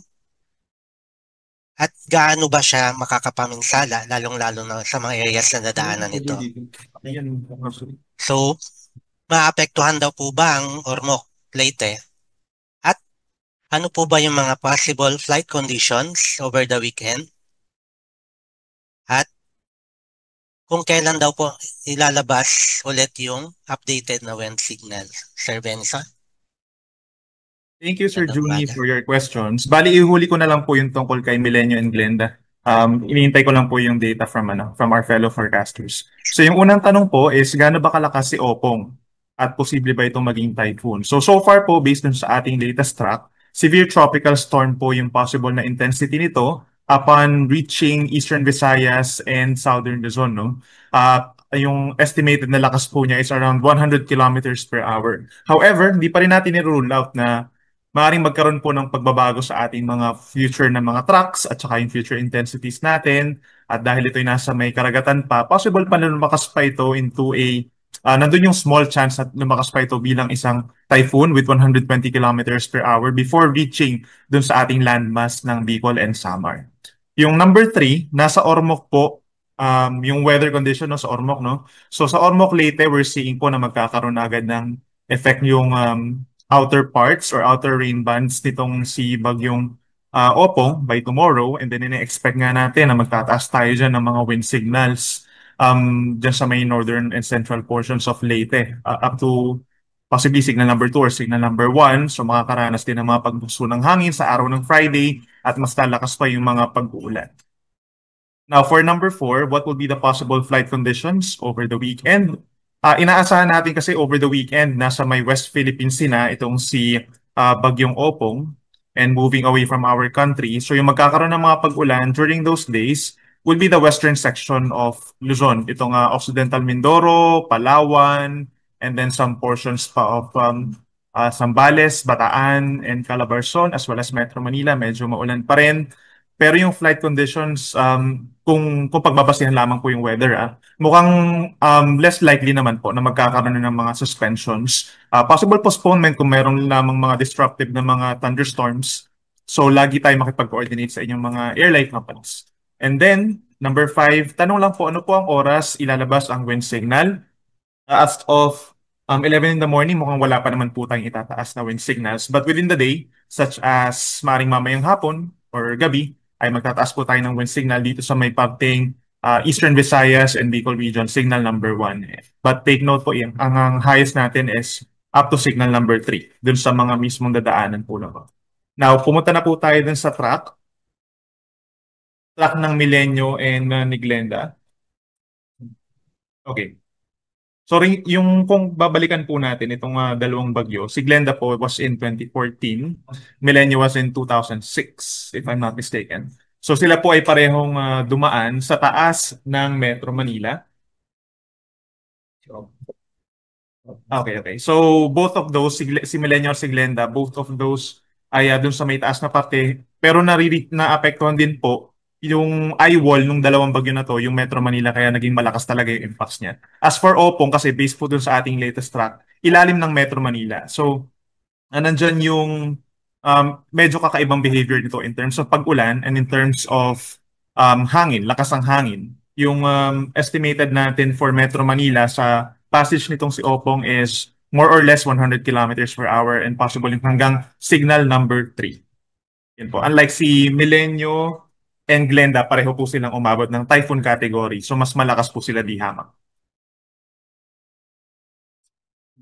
Maraming salamat po, Sir Benny. So, dumako naman po tayo sa pangalawang katanungan. So, related pa din po ito kay Bagyong Opong. So, sa mga nakaraang linggo, naranasan po natin yung rapid intensification ni Super Typhoon Nando. So, tinatanong po sa Facebook kung posible ba na mag-undergo si bagyong Opong ng rapid intensification sa mga susunod na araw?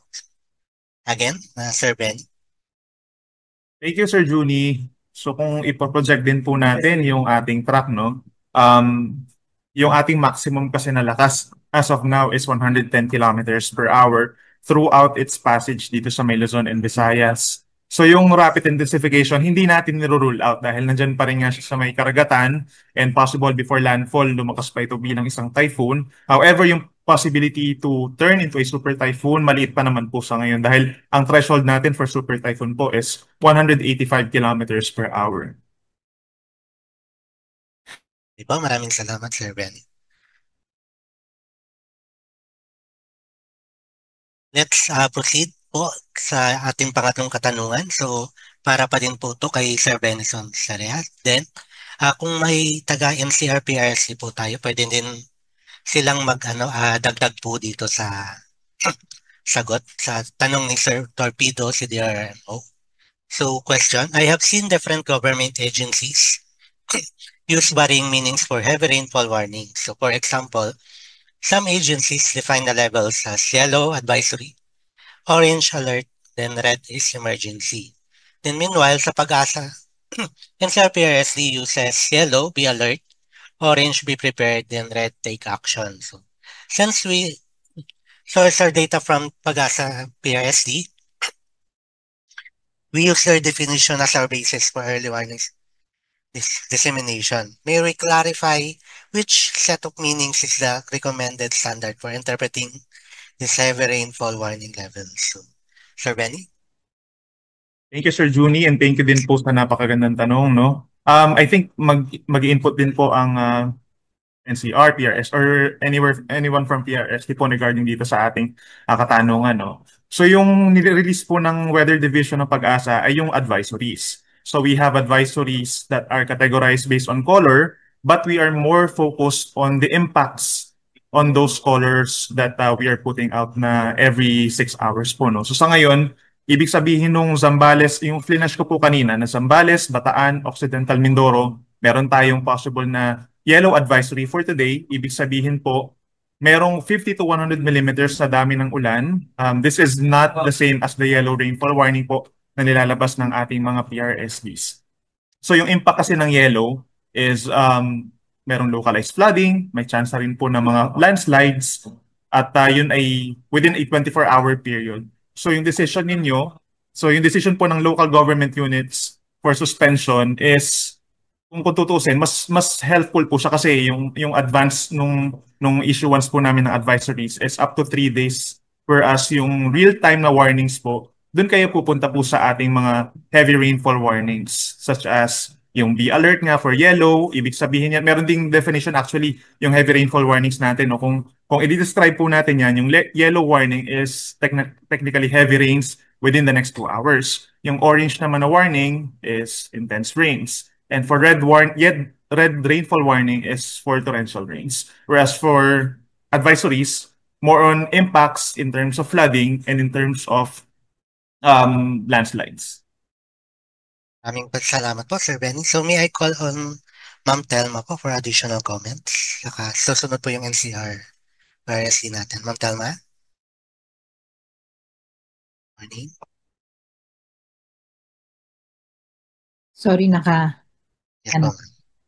So yung ating, bago kasi yung ating rainfall advisory, sabi nga ni Benny kanina, it is based from a 3-day outlook. Pero yung ating, na ipapaliwanag naman ng NCR, yung rainfall warning natin na RWS, nowcasting yun. So parang ano yung nangyayari ngayon for the next 3 hours. So yung kahalagahan ng 3-day outlook ay pwede mong tingnan for the next 3 days kung yung base sa kulay, meron tayong yellow, orange, and red. So pag nakataas yung orange and red, ay medyo ang hindi kasi para-parehas kung ano yung threshold sa isang lugar. So pero orange kasi pwede nang magpabaha. At saka yung rainfall advisory natin currently is daily forecast. So hindi niya so dapat titingnan mo din yung antecedent kung halimbawa i-align mo siya kung babahain ba ako o hindi. So, dito sa nakaraan, dito sa Quezon City, no? Ang usefulness niyan is pwedeng orange or alang, pero yung outlook mo for the next 2 days ay pwedeng thunderstorm lang. Pero ang mahirap kasi sa thunderstorm, hindi pa kaya talaga ng mga models na makita. Kasi may mga pagbaha tayo dito sa Quezon City na yung 2 beses na thunderstorm po yon. So, yun ang ginagamit natin dyan, yung RWS. Pero sabi nga, nowcasting monitoring na siya. So, yun po yung pagkakaiba. Huwag tayo malito.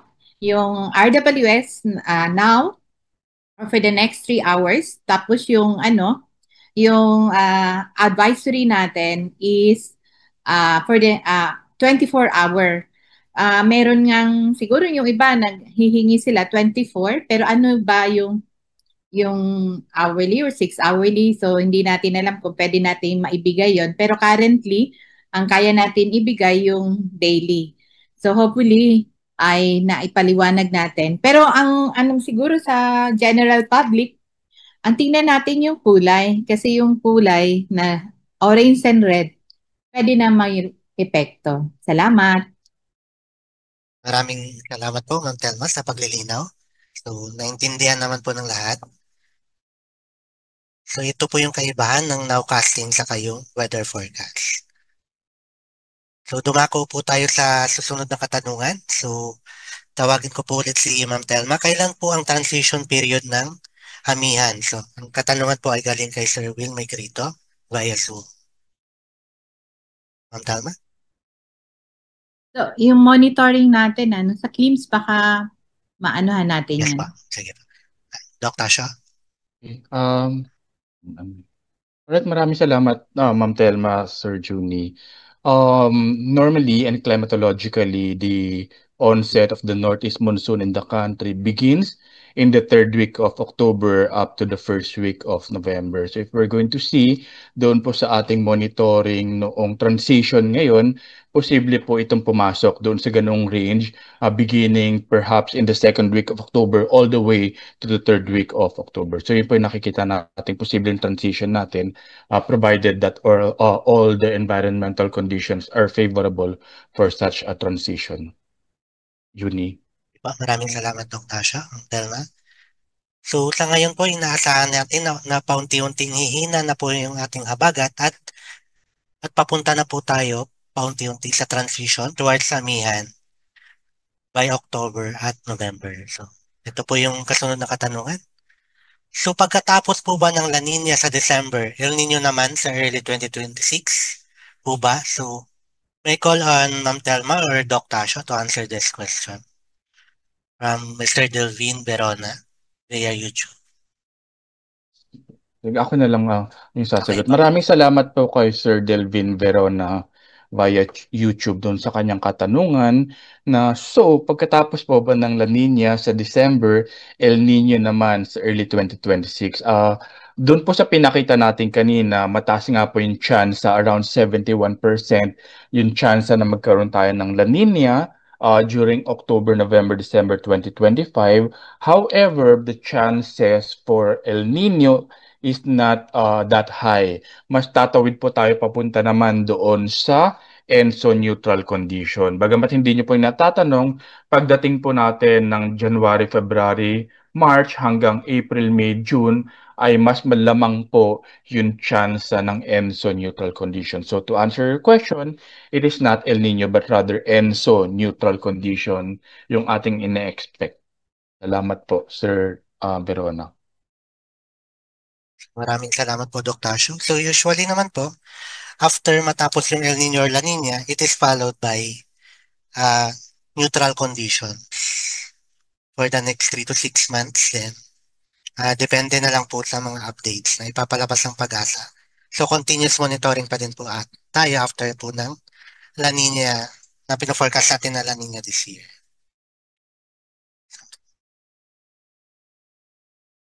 So next question po from Miss Nadine sa YouTube.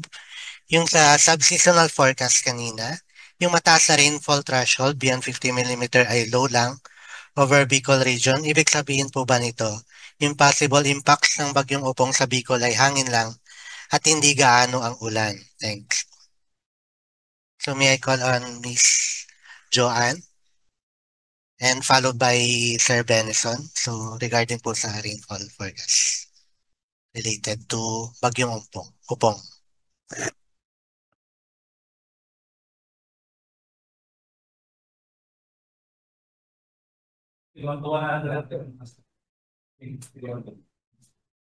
Hello? Si Sir Benny na lang po muna. Ay. Siguro. Good morning, Sir Benny. Sige po, reading this Ay, ano ba Sir Juni? Yung sa base po ba sa S2S forecast? Ano sir, related na din po to sa forecast rainfall ni Opong. Sige po. So related po siya kay Opong. Bali, i-base ko na lang din po dun sa latest track po natin regarding kay Opong. So yung rainfall po natin, regarding sa... Sinecheck ko lang po. Okay. So for Bicol region po, we're seeing kasi na pagsapit po ng Friday, ay malaking bahagi po ng Bicol will have at least 50 millimeters of rainfall. Yung pinakamatataas po na rainfall natin expected dito sa may southeasternmost parts of Bicol, itong Catanduanes, Albay, and Sorsogon. More or less, nasa 200 millimeters po yan, and possibly during the passage of Opong, magkukos po yan ng mga torrential rains at times. Tapos dito naman sa Camarines provinces, we're seeing mga 100 to 200 millimeters after dumaan po dito sa parting southern Bicol. And then, yung hangin naman po, we're seeing na severe tropical storm, so malakas din yung hangin na dala-dala po nito. Both hangin at saka po yung ulan dapat nilang pagdaan.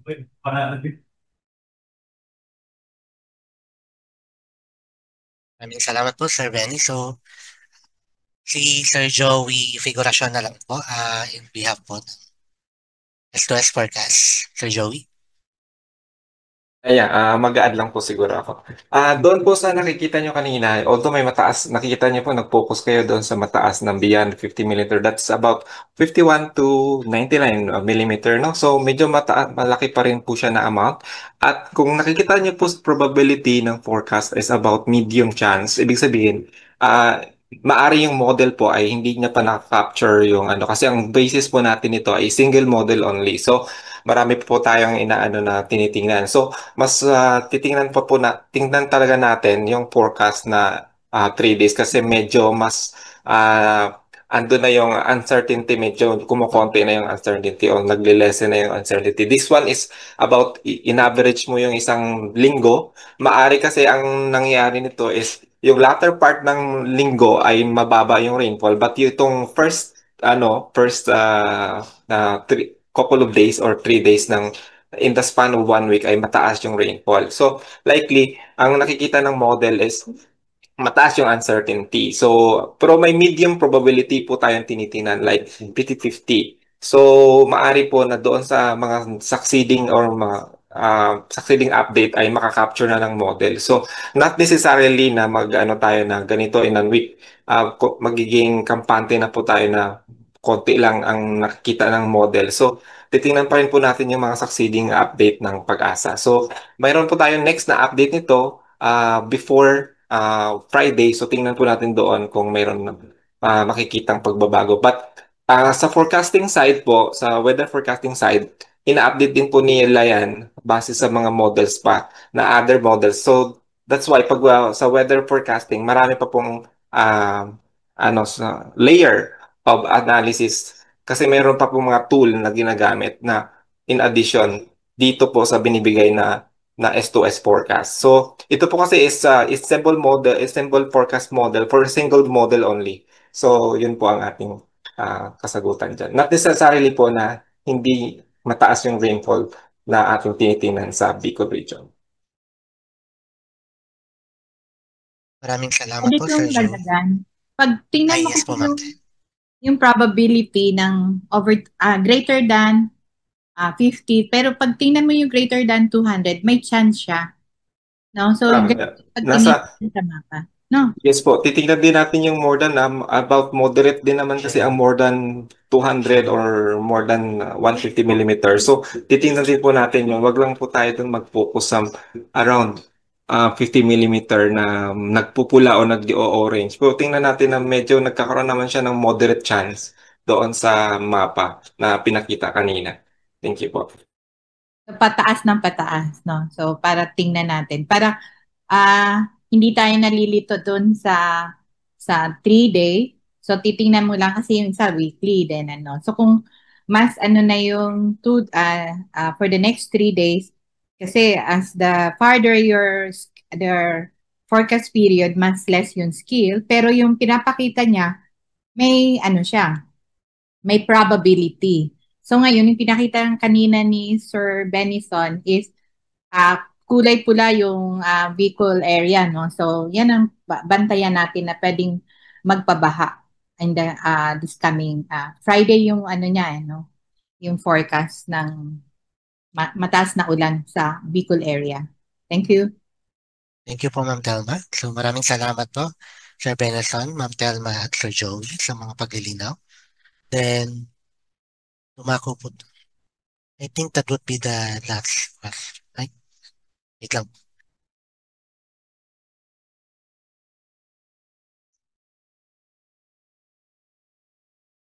So, this would be the last question po. So, from Facebook.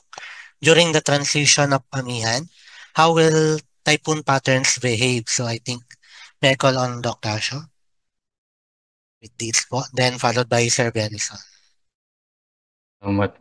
Mula kay Antonio Fernandez via Facebook, the question is, during the transition of Amihan, how will typhoon patterns behave?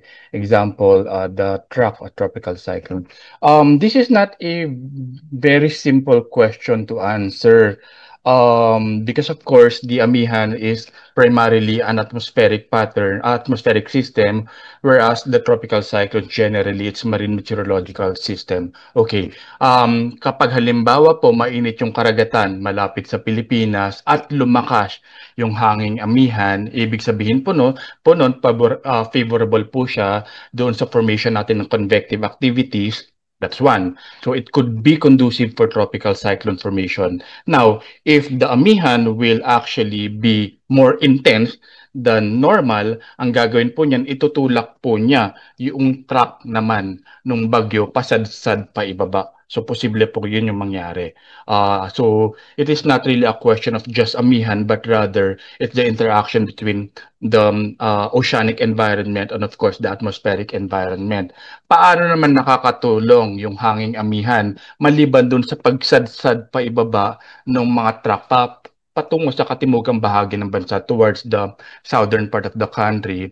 It just so happened that when you have a stronger amihan, which basically it has easterly component and will converge with that of the westerly component. Ibig sabihin po nun, nagsalubong yung mga dalawang hangin at magdadala po ito ng mas maraming kaulapan. So posible po na mas magkaroon tayo ng maraming bagyo. Pero hindi po ibig sabihin na ito po ay mas malalakas na bagyo. Sinasabi lamang po na posible na mas conducive ito dun sa formation ng tropical cyclone genesis. And of course, with the intensity of amihan, dun sa pagdating po natin sa amihan, antabayanan po natin ito sa mga susunod na buwan. Pero lagi po natin ibabalik doon sa ating forecast period na meron po tayong 5 hanggang 12 bagyong inaasahan mula po dun sa transition period natin, October 2025 all the way to March 2026, which is basically within the confines of the amihan season. Yun po. Maraming salamat po kay Sir Antonio Fernandez. Maraming salamat po, Dr. Shaw. Any further comments, Sir Benson? So I think that ends our question and answer portion. So let me invite you po sa press conference hinggil sa Bagyong Opong this 2 p.m. po via Facebook.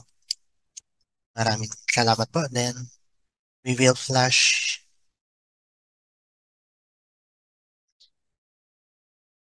So let's flash na po yung survey natin. So please fill up the survey to have the copies of the presentation, and for us to pag-asa, your feedback is very important para mas continuous pa namin may improve yung services natin, lalong-lalo na po sa weather and climate. Then, pag na-fill up nyo na po yung survey, this will automatically give you the certificate of attendance for attending the 188 Climate Forum. Maraming salamat. So, kindly scan na lang po yung code.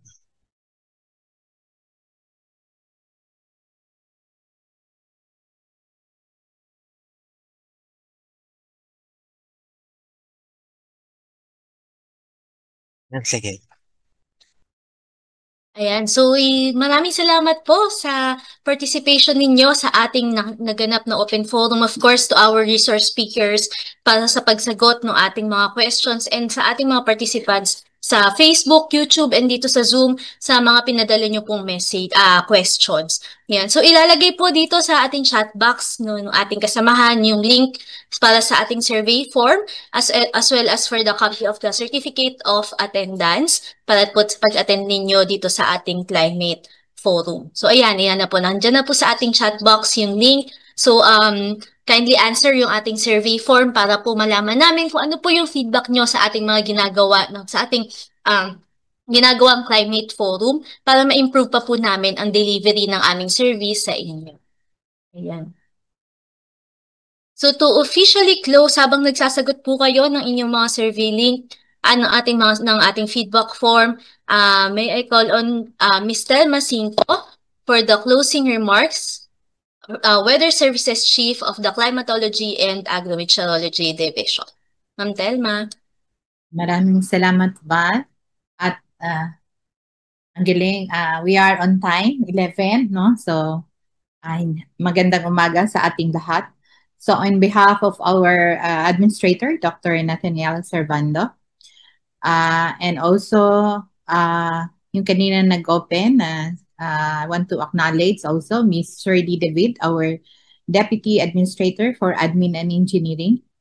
And also, on behalf ng aming Deputy Administrator for R&D, si Doc Mar, they are on equally important na meeting outside ng Metro Manila. So, maraming salamat sa ating mga partners, regular na partners natin na nag-antabay sa ating monthly climate forum. To all our participants also from the Zoom as well as from YouTube. Salamat sa inyong pagdalo at yung kanina very active yung ating yung mga katanungan at maraming salamat sa ating mga resource persons from WD, si Mr. Benison at saka yung sa SMD, si Miss Eileen.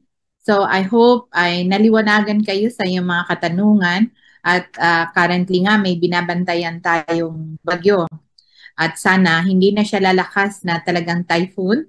Pero tandaan natin usually pag tropical depression o kaya tropical storm ang dala niya, instead na malakas na hangin, ay yung ulan. So pag maraming madadaanan na pwedeng makakaranas ng pagbaha at pag-landslide. So yun siguro ang ating babantayan for the coming days. So sa ating mga kasamahan din sa ating PRSDs, yung mga PRSD chiefs as well from Northern Luzon, NCR, Southern Luzon, Visayas, and Mindanao. Kapag may binabantayan tayong bagyo, hindi lang dito sa Central ang hindi natutulog. So pati ang aming mga kasamahan sa field ay busy din. So maraming salamat din sa inyong serbisyo sa pag-antabay sa bagyo. So on behalf of the CLIMS that is headed by Ms. Ana Solis, and also ngayon OIC si Doc Tasio, maraming salamat sa successful na conduct na itong 188 Climate Forum. So kanina narinig natin na yung MJO kay Ms. Joanne, as well as yung TC threat potential natin ay next week medyo makakahinga tayo, hopefully, ng bagyo. But ating titingnan yung pagkakaiba ng rainfall exceedance natin against at paano natin gagamitin from daily weather to seasonal, sub-seasonal, yung TC threat at saka yung rainfall exceedance. Paano natin yun kanina? Sana matahi-tahi natin yan sa ating pagpaplano, yung operational at saka yung strategic natin. So parang ganun natin titingnan yung mga information na sinishare natin dito sa monthly climate forum natin. So with that, I hope kaya tayo nagkaroon ng S2S para magkaroon ng seamless from weather to the next week or to monthly, no? So ating mga gawain. So kanina tanong kung maka-cancel yun. So weather operations yun, ano. Sa ating outlook ay sabi nga kanina ay meron na tayong La Nina alert. So usually pag La Nina ang epekto nito ay mas maulan, mas wetter condition towards the end of the yun yung tinatawag na reversal. Kaya nakita nyo yung August, medyo less than rainfall yung western part. But pag La Nina condition na nakikita natin tumataas yung chance na maging La Nina towards the end of the year is mas mataas yung chance na magkaroon tayo ng wetter condition towards the end of the year. And hindi siguro kasing ng last year na La Nina like condition, pero hindi pa siya La Nina dun sa SST 3.4. Pero yung condition sa karagatan na malapit sa atin sa Philippine Sea ay napakainit. Kaya maraming bagyo last year. And ngayon nakikita natin pag maging La Nina, ang kondisyon ng karagatan malapit sa Philippine Sea ay nabuo ang mga bagyo ay mas mainit. Kaya mas pwedeng maging active ang mga bagyo during the last quarter kapag natuloy itong La Nina. Pero currently ay nasa ENSO neutral pa rin tayo, no? Nasa neutral pa rin tayo. So ating titingnan ang mga susunod natin na outlook. With that, I want to congratulate each and everyone for a very successful conduct of this 188 Climate Forum. At sabi kanina, sana makasagot tayo sa ating feedback so that we can continue to improve our aming mga climate information as well as aming services with you. Good day and see you again in the 189th Climate Forum.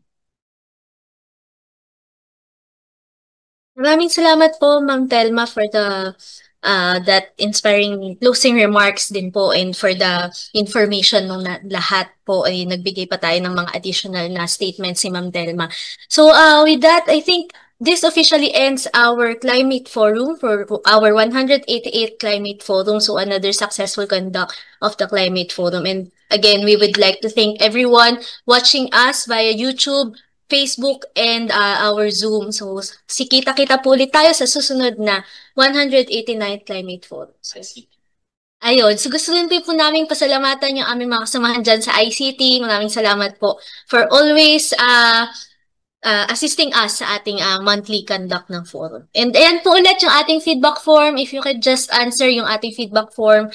And ayan po, automatically nyo na pong marireceive via email. After answering yung survey form, yung inyo pong certificate of attendance as well as yung link sa ating mga presentations ngayong umaga. Yun lamang po, maraming salamat and see you again next month.